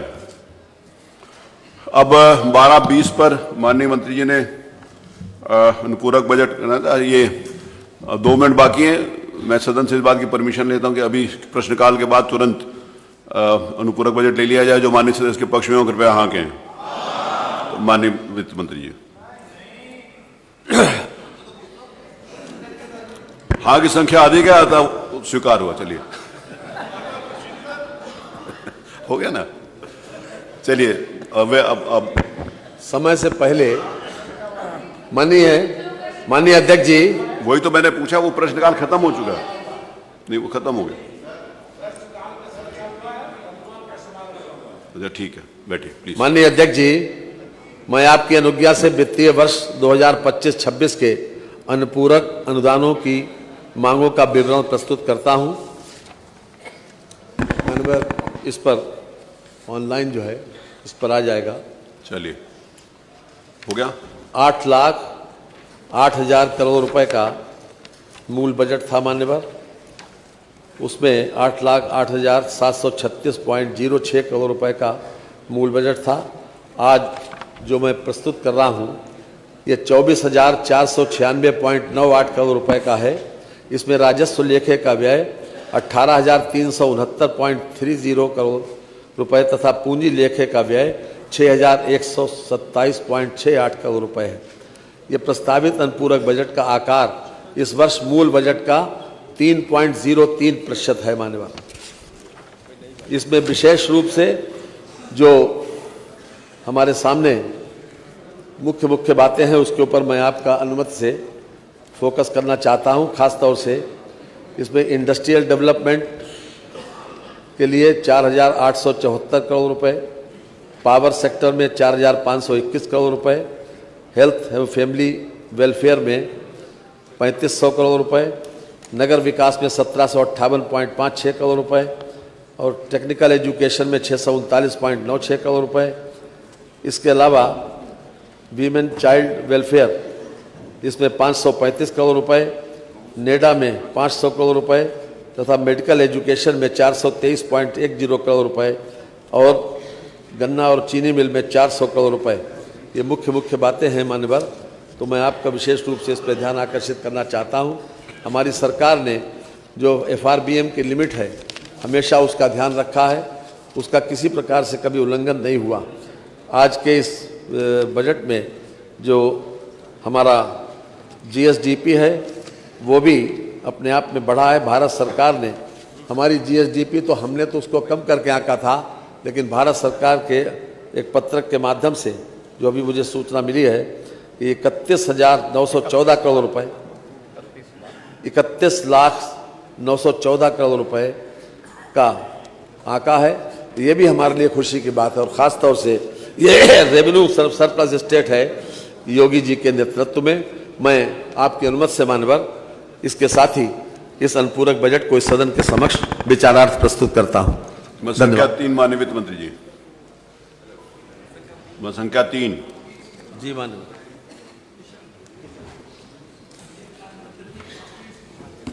जी। कापी इस पे आ गई, कापी आ गई, सभी के उसमें है कापी आ गई मानवर। आपके टैब मानवर, उत्तर प्रदेश पेंशन की हकदारी तथा विधिमान्यकरण अध्यादेश 2025 उत्तर प्रदेश अध्यादेश संख्या 9 सन 2025 को सदन के पटल पर रखता हूं। मत संख्या 4 माननीय शिक्षा मंत्री। माननीय अध्यक्ष जी, मैं आपकी अनुज्ञा से उत्तर प्रदेश निजी विश्वविद्यालय विदिन ब्रैकेट तृतीय संशोधन अध्यादेश 2025 विदिन ब्रैकेट उत्तर प्रदेश अध्यादेश संख्या 10 सन 2025 को सदन के पटल पर रखता हूं। मत संख्या 5 माननीय नगर विकास मंत्री। माननीय अध्यक्ष जी, आपके अनुज्ञा से उत्तर प्रदेश नगर निगम संशोधन अध्यादेश 2025 उत्तर प्रदेश अध्यादेश संख्या 11 सन 2025 को सदन के पटल पर रखता हूं। मत संख्या 6 माननीय शिक्षा मंत्री जी। माननीय अध्यक्ष जी, मैं आपकी अनुज्ञा से उत्तर प्रदेश निजी विश्वविद्यालय विदिन ब्रैकेट चतुर्थ संशोधन अध्यादेश 2025 विदिन ब्रैकेट उत्तर प्रदेश अध्यादेश संख्या 12 सन 2025 को सदन के पटल पर रखता हूँ। संख्या 7 माननीय शिक्षा मंत्री। 7 माननीय शिक्षा मंत्री। माननीय अध्यक्ष जी, मैं आपकी अनुज्ञा से उत्तर प्रदेश निजी विश्वविद्यालय विदिन ब्रैकेट पंचम संशोधन अध्यादेश 2025 उत्तर प्रदेश अध्यादेश संख्या 13 सन 2025 को सदन के पटल पर रखता हूँ। मत संख्या 8 माननीय उद्योग ये बोले। माननीय अध्यक्ष जी, उत्तर प्रदेश सुगम व्यापार प्रावधानों का संशोधन अध्यादेश 2025 विदिन ब्रैकेट उत्तर प्रदेश अध्यादेश संख्या 14 सन 2025 को सदन के पटल पर रखता हूँ। मत संख्या 9 माननीय शिक्षा मंत्री। माननीय अध्यक्ष जी, मैं आपकी अनुज्ञा से उत्तर प्रदेश शिक्षा सेवा चयन आयोग संशोधन अध्यादेश 2025 विदिन ब्रैकेट उत्तर प्रदेश अध्यादेश संख्या 15 सन 2025 को सदन के पटल पर रखता हूँ। मत संख्या 10। माननीय अध्यक्ष जी, आपकी अनुज्ञा से उत्तर प्रदेश दुकान और वाणिज्य अधिष्ठान विदिन ब्रैकेट संशोधन अध्यादेश 2025 विदिन ब्रैकेट उत्तर प्रदेश अध्यादेश संख्या 16 सन 2025 को सदन के पटल पर रखता हूँ। मत संख्या 11। जैसे खाद्य एवं रसद विभाग 6 द्वारा उत्तर प्रदेश राज्य खाद्य आयोग की क्रियाकलापों की वार्षिक रिपोर्ट वर्ष 2024-25 को राष्ट्रीय खाद्य सुरक्षा अधिनियम 2013 के अध्याय 7 शिकायत निवारण तंत्र की उपधारा 16 ब्रैकेट में 6 ब्रैकेट में 4 के अधीन सदन के पटल पर रखता हूँ। मान्यवर आपके अनुज्ञा से राज्यकर अनुभाग 2 की अधिसूचना संख्या 1701/11-2-25-9 within bracket 47-17-TC-286 Uttar Pradesh अधिनियम 1/2017 आदेश ब्रैकेट में 350-2025 दिनांक 20 सितंबर 2025 को उत्तर प्रदेश माल और सेवा कर अधिनियम 2017 उत्तर प्रदेश अधिनियम संख्या 1 सन 2017 की धारा 166 के अधीन सदन के पटल पर रखता हूँ। मत संख्या 13 मान्यवर आपकी अनुज्ञा से राज्यकर अनुभाग 2 की अधिसूचना संख्या 1703/11-2-25-9 ब्रैकेट में 47-17-TC-288 उत्तर प्रदेश अधिनियम 1/2017 आदेश ब्रैकेट में 351/2025 दिनांक 20 सितंबर 2025 को उत्तर प्रदेश माल और सेवा कर अधिनियम 2017 उत्तर प्रदेश अधिनियम संख्या 1 सन 2017 की धारा 166 के अधीन सदन के पटल पर रखता हूँ। मत संख्या 14। मान्यवर आपकी अनुज्ञा से राज्यकर अनुभाग 2 की अधिसूचना संख्या 1706/11-2-25-9 within bracket 47-17-TC-291 Uttar Pradesh अधिनियम 1/2017 आदेश ब्रैकेट में 352/2025 दिनांक 20 सितंबर 2025 को उत्तर प्रदेश माल और सेवा कर अधिनियम 2017 उत्तर प्रदेश अधिनियम संख्या 1 सन 2017 की धारा 166 के अधीन सदन के पटल पर रखता हूँ। मत संख्या 15। मान्यवर आपकी अनुज्ञा से राज्यकर अनुभाग 2 की अधिसूचना संख्या 1707/11-2-25-9 within bracket 47-17-TC-292 Uttar Pradesh अधिनियम 1/2017 आदेश ब्रैकेट में 353/2025 दिनांक 20 सितंबर 2025 को उत्तर प्रदेश माल और सेवा कर अधिनियम 2017 उत्तर प्रदेश अधिनियम संख्या 1 सन 2017 की धारा 166 के अधीन सदन के पटल पर रखता हूँ। 16।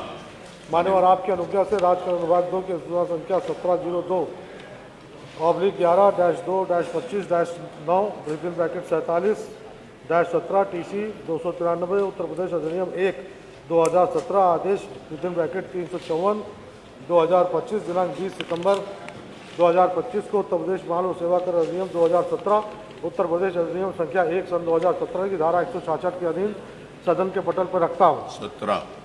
मान्यवर आपकी अनुज्ञा से राज्यकर अनुभाग 2 की अधिसूचना संख्या 1709/11-2-25-9 within bracket 47-17-TC-294 Uttar Pradesh अधिनियम 1/2017 आदेश विदिन ब्रैकेट 355-225 दिनांक 20 सितंबर 2025 को उत्तर प्रदेश माल और सेवा कर अधिनियम 2017 उत्तर प्रदेश अधिनियम संख्या 1 सन 2017 की धारा 166 के अधीन सदन के पटल पर रखता हूँ।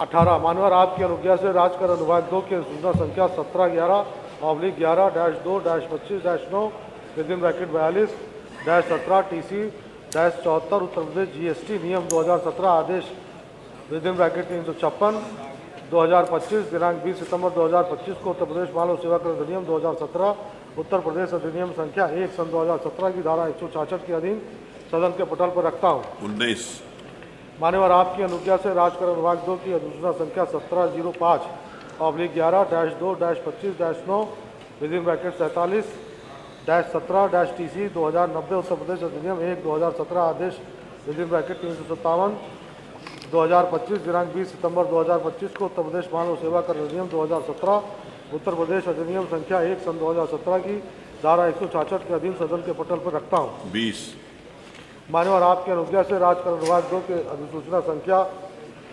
17/11-2-25-9 within bracket 47-17 TC 2095 Uttar Pradesh अधिनियम 1/2017 आदेश विदिन ब्रैकेट 358-2025 दिनांक 20 सितंबर 2025 को उत्तर प्रदेश माल और सेवा कर अधिनियम 2017 उत्तर प्रदेश अधिनियम संख्या 1 सन 2017 की धारा 166 के अधीन सदन के पटल पर रखता हूँ। 21 मान्यवर आपकी अनुज्ञा से राजकर अनुभाग 2 की अधिसूचना संख्या 1702/11-2-25-9 within bracket 47-17 TC-287 Uttar Pradesh अधिनियम 1/2017 आदेश विदिन ब्रैकेट 359/2025 दिनांक 20 सितंबर 2025 को उत्तर प्रदेश माल और सेवा कर अधिनियम 2017 उत्तर प्रदेश अधिनियम संख्या 1 सन 2017 की धारा 166 के अधीन सदन के पटल पर रखता हूँ। 22 मान्यवर आपकी अनुज्ञा से राजकर विभाग 2 की अधिसूचना संख्या 1700/11-2-25-9 within bracket 47-17 TC 285 Uttar Pradesh अधिनियम 1/2017 आदेश ब्रैकेट विदिन ब्रैकेट 360/2025 दिनांक 20 सितंबर 2025 को उत्तर प्रदेश माल और सेवा कर अधिनियम 2017 उत्तर प्रदेश अधिनियम संख्या 1 सन 2017 की धारा 166 के अधीन सदन के पटल पर रखता हूँ। 23 मान्यवर आपके अनुज्ञा से राज्य कर विभाग 2 की अधिसूचना संख्या 1704/11-5-25-9 within bracket 47-17 TC 289 Uttar Pradesh अधिनियम 1/2017 आदेश विदिन ब्रैकेट 361/2025 दिनांक 20 सितंबर 2025 को उत्तर प्रदेश माल और सेवा कर अधिनियम 2017 उत्तर प्रदेश अधिनियम संख्या 1 सन 2017 की धारा 166 के अधीन सदन के पटल पर रखता हूँ। 24 मान्यवर आपके अनुज्ञा से राजकर विभाग 2 की अधिसूचना संख्या 1699/11-2-25-9 within bracket 47-17 TC 284 Uttar Pradesh अधिनियम 1/2017 आदेश विदिन ब्रैकेट 362/2025 दिनांक 20 सितंबर 2025 को उत्तर प्रदेश माल और सेवा कर अधिनियम 2017 उत्तर प्रदेश अधिनियम संख्या 1 सन 2017 की धारा 166 के अधीन सदन के पटल पर रखता हूँ। 25 मान्यवर आपकी अनुज्ञा से राजकर विभाग 2 की अधिसूचना संख्या 1771/11-2-25-9 within bracket 47-17 TC 297 Uttar Pradesh अधिनियम 1/2017 आदेश ब्रैकेट में 363-2025 दिनांक 3 अक्टूबर 2025 को उत्तर प्रदेश माल और सेवा कर अधिनियम 2017 उत्तर प्रदेश अधिनियम संख्या 1 सन 2017 की धारा 166 के अधीन सदन के पटल पर रखता हूँ।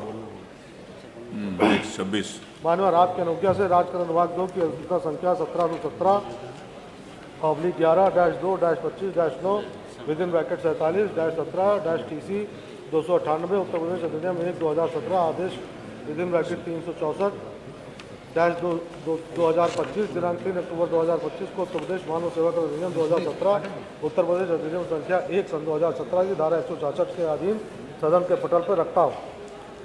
नेक्स्ट मानवर आपके अनुज्ञा से राजकर विभाग 2 के अधिसूचना संख्या 1769/11-2-25-9 within bracket 47-17 TC 296 Uttar Pradesh अधिनियम 1/2017 आदेश विदिन ब्रैकेट 365/2025 दिनांक 3 अक्टूबर 2025 को उत्तर प्रदेश मानव सेवा कर अधिनियम 2017 उत्तर प्रदेश अधिनियम संख्या 1 सन 2017 की धारा 166 के अधीन सदन के पटल पर रखता हूँ। नेक्स्ट मानवर आपके अनुज्ञा से राजकर अनुभाग 2 की अधिसूचना संख्या 1837/11-2-25 2022-9 within bracket 42-17-TC-75 Uttar Pradesh GST नियम 2017 आदेश विदिन ब्रैकेट 367/2025 दिनांक 26 नवंबर 2025 को उत्तर प्रदेश मानव सेवा कर अधिनियम 2017 उत्तर प्रदेश अधिनियम संख्या 1 सन 2017 की धारा 166 के अधीन सदन के पटल पर रखता हूँ। 29 माननीय वित्त मंत्री जी। मान्यवर, आपकी अनुज्ञा से वित्त परीक्षण प्रकोष्ठ द्वारा त्रिस्तरीय पंचायती राज संस्थाओं का वार्षिक प्रतिवेदन वर्ष 2019-20 भाग 1 से भाग 6 तक को उत्तर प्रदेश पंचायत राज 17वां संशोधन नियमावली 2011 के नियम 186 एवं उत्तर प्रदेश जिला पंचायत तथा क्षेत्र पंचायत बजट तथा सामान्य लेखा 6वां संशोधन नियमावली 2011 के नियम 176 के अधीन विलंब के कारण सहित सदन के पटल पर रखता हूँ।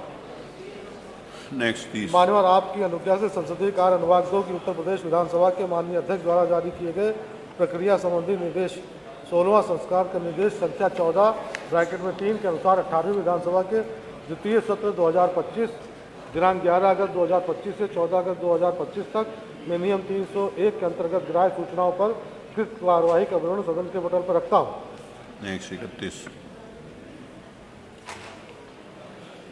31 माननीय जल शक्ति मंत्री जी। माननीय जल शक्ति मंत्री जी। मान्यवर, आपके अनुज्ञा से जल शक्ति तथा बाढ़ नियंत्रण मंत्री सिंचाई एवं जल संसाधन विभाग 2 द्वारा यूपी प्रोजेक्ट कॉर्पोरेशन लिमिटेड की वार्षिक रिपोर्ट 2022-23 को कंपनी अधिनियम 2013 की धारा 394 की उपधारा ब्रैकेट में 2 के अधीन विलंब के कारणों सहित सदन के पटल पर रखता हूँ। 32 माननीय ऊर्जा मंत्री जी।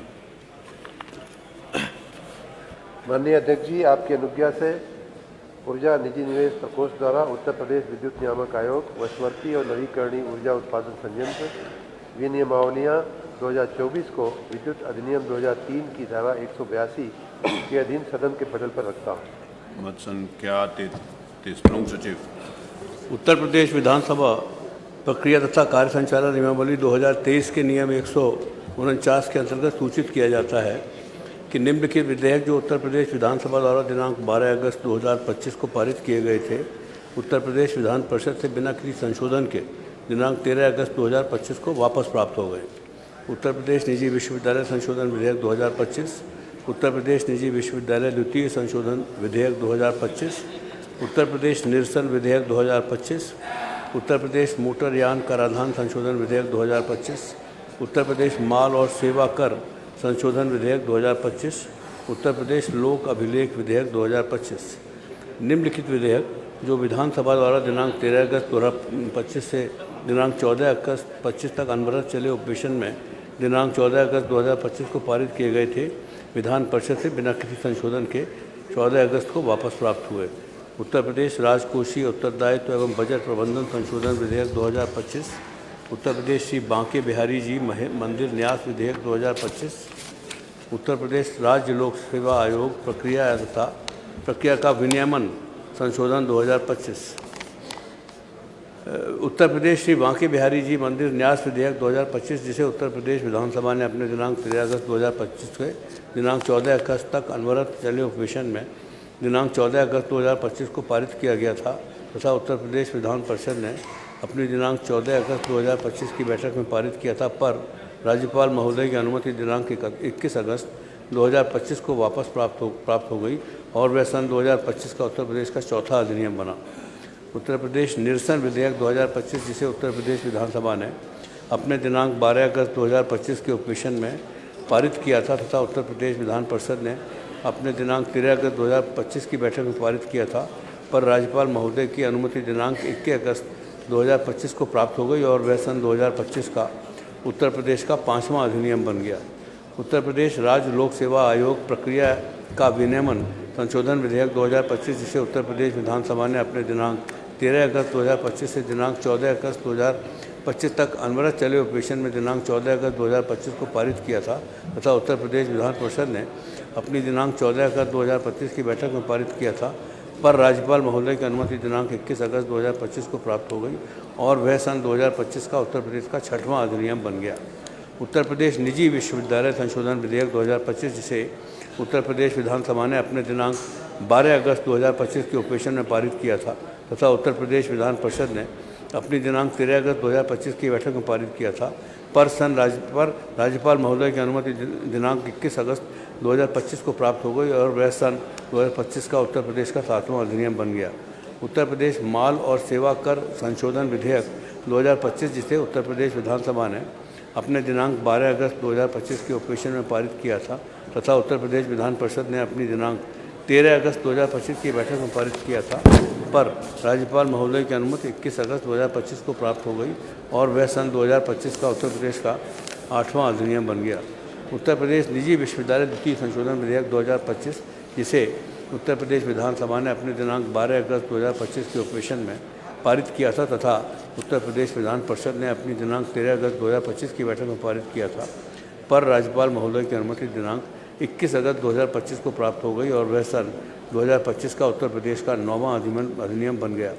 उत्तर प्रदेश मोटर यान कराधान संशोधन विधेयक 2025, जिसे विधानसभा ने अपनी दिनांक 12 अगस्त 2025 के उपवेशन में पारित किया था तथा विधान परिषद ने अपनी दिनांक 13 अगस्त 2025 की बैठक में पारित किया था, पर राज्यपाल महोदय की अनुमति दिनांक 21 अगस्त 2025 को प्राप्त हो गई और वह सन 2025 का उत्तर प्रदेश का 10वां अधिनियम बन गया।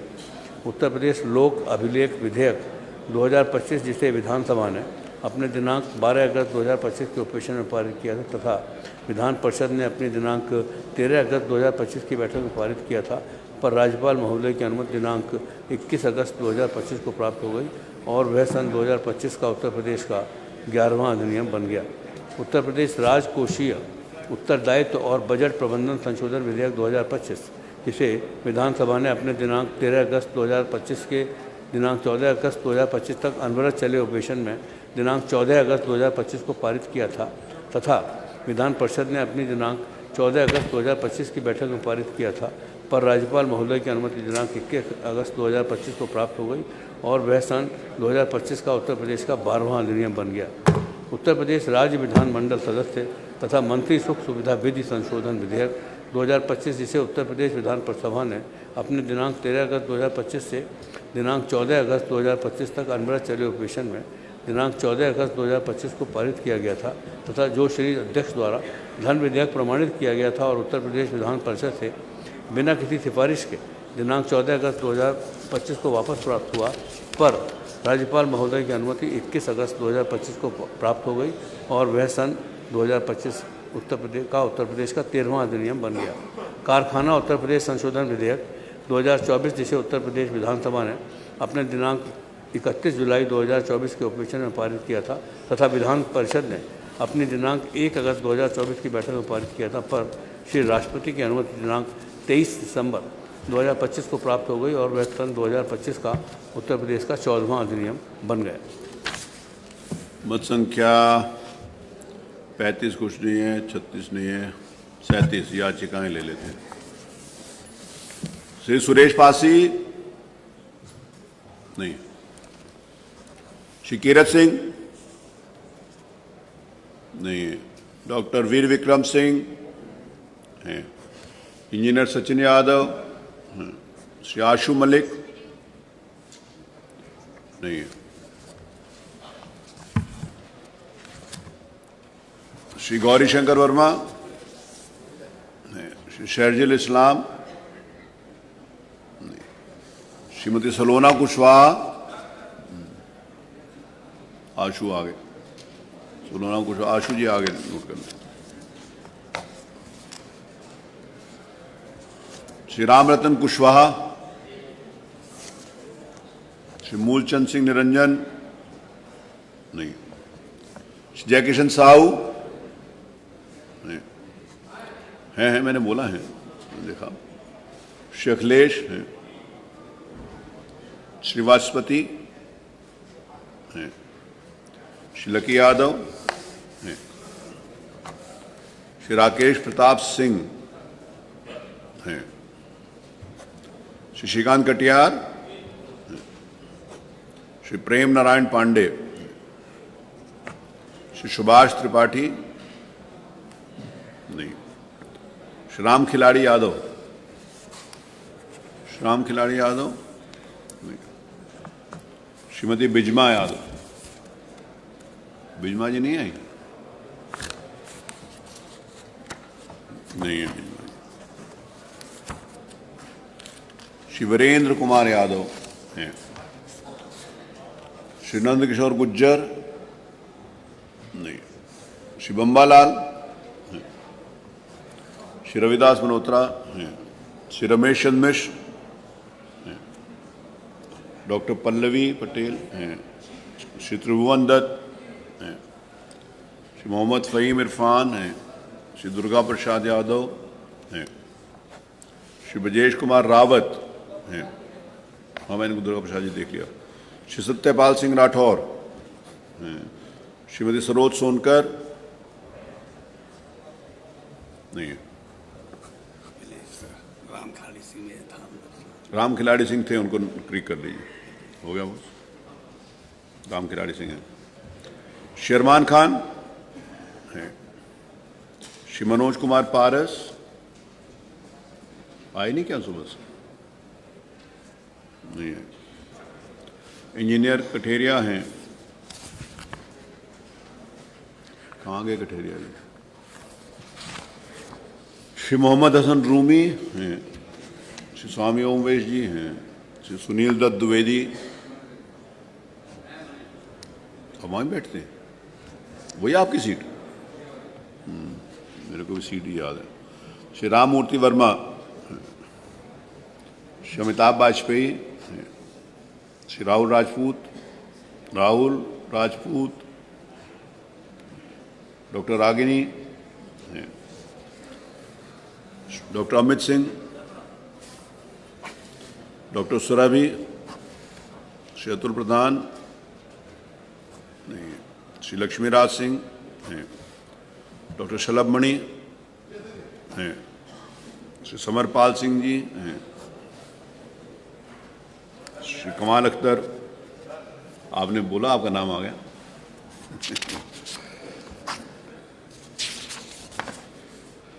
डॉक्टर आर के वर्मा हैं, श्री चौधरी बाबूलाल हैं, डॉक्टर संग्राम सिंह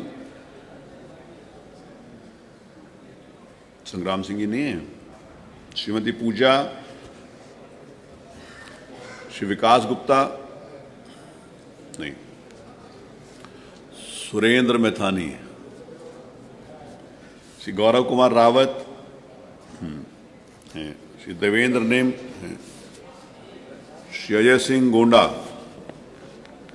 जगह बदलते रहते हो, सवेरे वहाँ शाम को वहाँ, गुड़िया कटेरिया, श्रीमती गुड़िया कटेरिया, अतुल प्रधान आगे टिक कर लें, अतुल प्रधान को टिक कर लीजिए, गुड़िया कटेरिया गुड़िया नहीं है, श्री महेंद्र खड़गवंशी, श्री पीयूष रंजन निषाद नहीं है, श्री राजमणि कौल, श्री जगदीश नारायण राय हैं, पूनम संखवार हैं, श्री निर्मल वर्मा हैं, श्री रामअचल राजभर, श्री आनंद कुमार यादव बहराइच हैं, श्री राजेंद्र सिंह पटेल हैं, श्री राजेंद्र कुमार मौर्य हैं, श्री प्रभु नारायण सिंह यादव थे तो नहीं, महेंद्र नाथ यादव, महेंद्र जी भी थे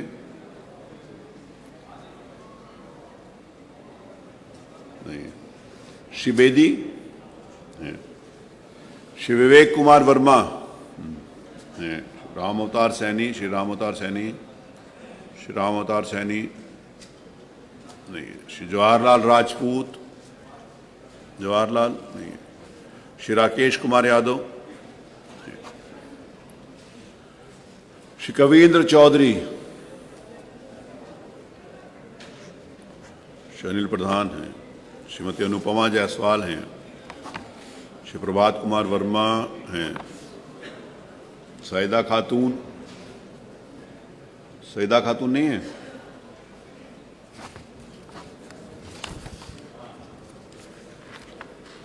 श्री हरिओम वर्मा, पीयूष, कविंद्र चौधरी आगे टिक कर लें, श्री हरिओम वर्मा हैं, श्री भगवान सिंह कुशवाहा, श्री चंद्रभान पासवान, श्री चंद्रभान पासवान नहीं, श्री मोहित सोनकर, राहुल बच्चा सोनकर, श्री ब्रजभूषण राजपूत नहीं है, श्री रामवीर सिंह कहाँ है? रामवीर सिंह नहीं है, श्री बेचई सरोज कहाँ है? हाँ उधर जी हैं। अब बेचई सरोज थोड़ी हो, आज रामवीर हो, रामवीर जी आ गए, रामवीर जी। हाँ नंदकिशोर गुर्जर जी भी आ गए। कमलाकांत राजभर, कमलाकांत हैं, श्री मनोज कुमार पांडे हैं, श्री डॉक्टर सुनील पटेल हैं, डॉक्टर आर के पटेल हैं, श्री सरोज कुरील हैं। तुम गई नहीं? अच्छा, क्या किसी की डेथ हो गई थी? उन्होंने कहा था जाऊंगी, इसीलिए मैंने पूछा। श्री शफीक अहमद अंसारी, श्री प्रदीप कुमार यादव, श्री प्रदीप शुक्ला, श्रीमती इंद्राणी, इंद्राणी थोड़ी हो तुम, तो मनोज पारस हो ना, मनोज पारस आ गए। इंद्राणी, राघवेंद्र कुमार सिंह, राघवेंद्र कुमार सिंह हैं, श्री धीरेन्द्र सिंह हैं सामने। स्वामी जी आपको देख लिया था सर, पहले ही पिक कर लिया। स्वामी का तो सब इस समय है।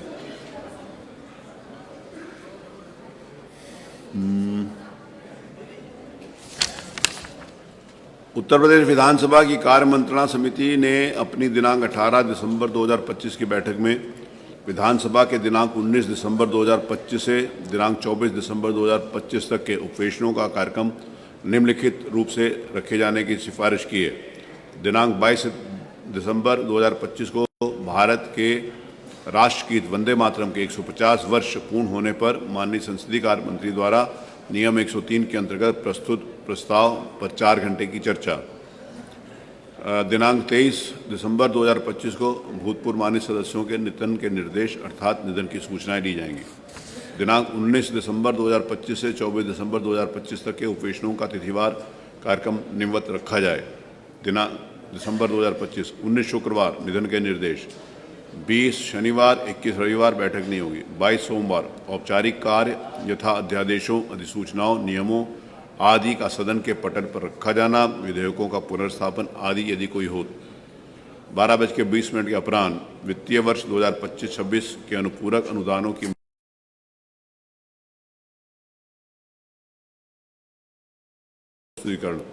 विधायी कार्य। 23 मंगलवार निधन के निर्देश अर्थात निधन की सूचनाएं।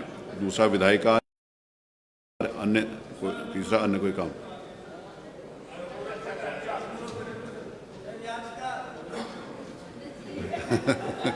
कठेरिया जी की आज जी ने कठेरिया की आज का ले लेते।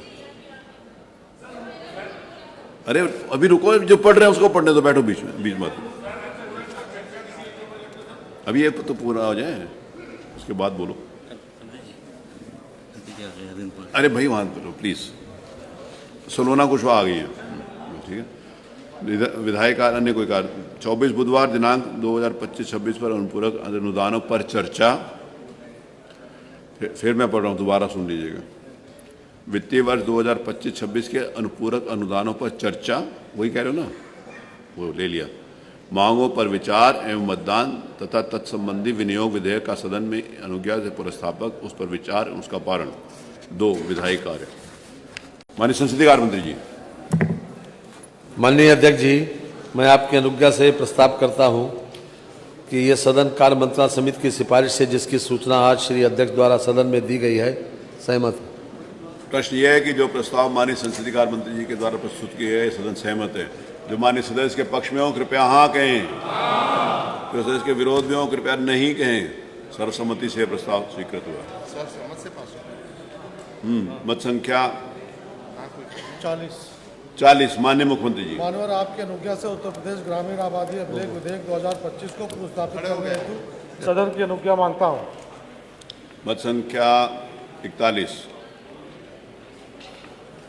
अध्यक्ष जी, मैं आपकी अनुज्ञा से प्रश्न यह है कि उत्तर प्रदेश ग्रामीण अभिलेख विधेयक 2025 को पुरस्तापित करने हेतु सदन की अनुज्ञा दी जाए। जो माननीय सदस्य के पक्ष में हो कृपया हाँ कहें, जो माननीय सदस्य के विरोध में हो कृपया नहीं कहें। हाँ की संख्या अधिक है अतः अनुज्ञा दी गई। मत संख्या 41। आपकी अनुज्ञा से उत्तर प्रदेश ग्रामीण आबादी अभिलेख विधेयक 2025 को पुरस्तापित करता हूँ। मत संख्या 42। माननीय शिक्षा मंत्री जी। माननीय अध्यक्ष जी, आपकी अनुज्ञा से मैं उत्तर प्रदेश शिक्षा सेवा चयन आयोग विधेयक 2025 को पुरस्तापित करने हेतु सदन की अनुज्ञा मांगता हूँ। प्रश्न यह है कि उत्तर प्रदेश शिक्षा सेवा चयन आयोग संशोधन विधेयक 2025 को प्रस्तापित करने के हेतु सदन की अनुज्ञा दी जाए। जो माननीय सदस्य के पक्ष में हो कृपया हाँ कहें, जो माननीय सदस्य के विरोध में हो कृपया नहीं कहें। हाँ की संख्या अधिक है अतः अनुज्ञा दी गई। मत संख्या 43। माननीय अध्यक्ष जी, मैं आपकी अनुज्ञा से उत्तर प्रदेश शिक्षा सेवा चयन आयोग संशोधन विधेयक 2025 को प्रस्तापित करता हूँ।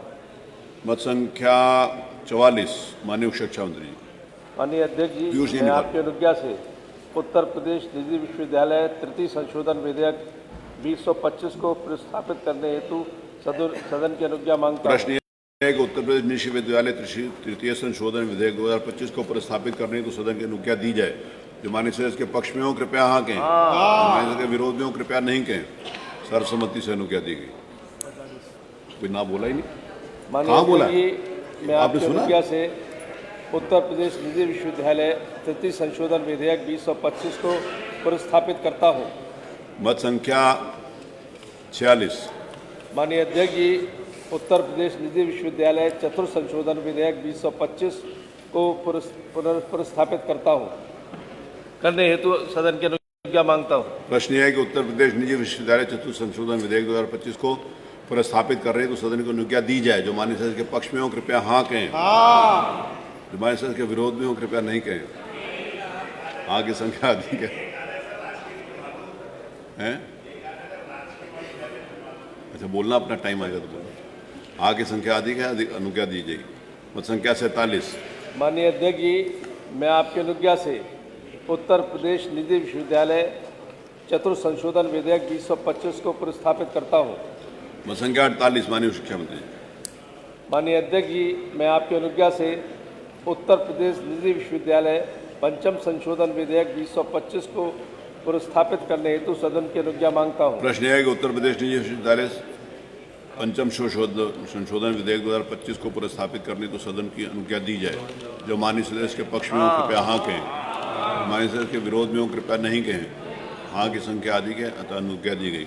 माननीय अध्यक्ष जी, 49। मैं आपकी अनुज्ञा से उत्तर प्रदेश विश्वविद्यालय पंचम संशोधन विधेयक 2025 को प्रस्तापित करता हूँ। मत संख्या 50। माननीय वित्त मंत्री जी। माननीय आपकी अनुज्ञा से उत्तर प्रदेश पेंशन एवं हकदारी तथा विधिमान्यकरण विधेयक 2025 को पुरस्तापित करने हेतु सदन की अनुज्ञा मांगता हूँ। प्रश्न है कि उत्तर प्रदेश पेंशन की हकदारी तथा विधिमान्यकरण विधेयक 2025 को पुरस्तापित करने तो सदन की अनुज्ञा दी जाए। जो माननीय सदस्य के पक्ष में हो कृपया हाँ कहें, जो माननीय सदस्य के विरोध में हो कृपया नहीं कहें। हाँ की संख्या अधिक है अतः अनुज्ञा दी गई। मत संख्या 51। माननीय, मैं आपकी अनुज्ञा से प्रस्ताव करता हूं कि उत्तर प्रदेश पेंशन की हकदारी तथा विधिमान्यकरण विधेयक 2025 को पुरस्तापित करता हूं। मत संख्या 52। माननीय नगर विकास मंत्री। माननीय अध्यक्ष जी, मैं आपकी अनुज्ञा से उत्तर प्रदेश नगर निगम संशोधन विधेयक 2025 को पुरस्तापित करने हेतु सदन की अनुज्ञा मांगता हूँ। प्रश्न है कि उत्तर प्रदेश नगर निगम संशोधन विधेयक 2025 को पुरस्तापित करने हेतु सदन की अनुज्ञा दी जाए। जो माननीय सदस्य के पक्ष में हो कृपया हाँ कहें, जो माननीय सदस्य के विरोध में हो कृपया नहीं कहें। हाँ की संख्या अधिक है अतः अनुज्ञा दी गई। मत संख्या 53। माननीय नगर विकास मंत्री। माननीय अध्यक्ष जी, मैं आपकी अनुज्ञा से उत्तर प्रदेश नगर निगम संशोधन विधेयक 2025 को पुरस्तापित करता हूँ। मत संख्या 54। चीनी उद्योग मंत्री।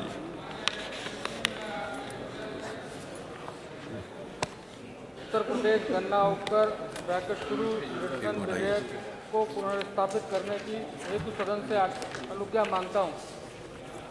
प्रश्न ये है कि उत्तर प्रदेश गन्ना उपकरण विनिर्माण विधेयक 2025 को पुरस्तापित करने हेतु सदन की अनुज्ञा दी जाए। जो माननीय सदस्य के पक्ष में हो कृपया हाँ कहें, जो माननीय सदस्य के विरोध में हो कृपया नहीं कहें। सुना नहीं, सर्वसम्मति से सहमत। चलिए, मत संख्या 55 55A नहीं 55, पहले 55 बोले ना, 55 बोलिए। अध्यक्ष जी, मैं आपके अनुज्ञा से उत्तर प्रदेश गन्ना उपकर ब्रैकेट शुरू निरसन विधेयक को पुनर्स्थापित करता हूं। ठीक। 55(1) माननीय उप मुख्यमंत्री। चिकित्सालय विश्वविद्यालय उत्तर प्रदेश संशोधन विधेयक 2025 को पुनर्स्थापित करने हेतु सदन की अनुज्ञा मांगता हूं। प्रश्न यह है कि किंग जॉर्ज चिकित्सालय विश्वविद्यालय उत्तर प्रदेश संशोधन विधेयक 2025 को पुनर्स्थापित करने हेतु सदन की अनुज्ञा दी जाए। जो माननीय सदस्य के पक्ष में हो कृपया हाँ कहें, माननीय सदस्य के विरोध में हो कृपया नहीं कहें। हाँ की संख्या अधिक है, अतः अनुज्ञा दी गई। माननीय आपकी अनुज्ञा से किंग जॉर्ज चिकित्सा विश्वविद्यालय उत्तर प्रदेश संशोधन विधेयक 2025 को पुनर्स्थापित करता हूं। चलिए, मत संख्या 55(3) औद्योगिक विकास मंत्री जी पढ़िए। औद्योगिक विकास मंत्री पढ़िए। आपकी अनुज्ञा से उत्तर प्रदेश सुगम व्यापार प्रावधानों का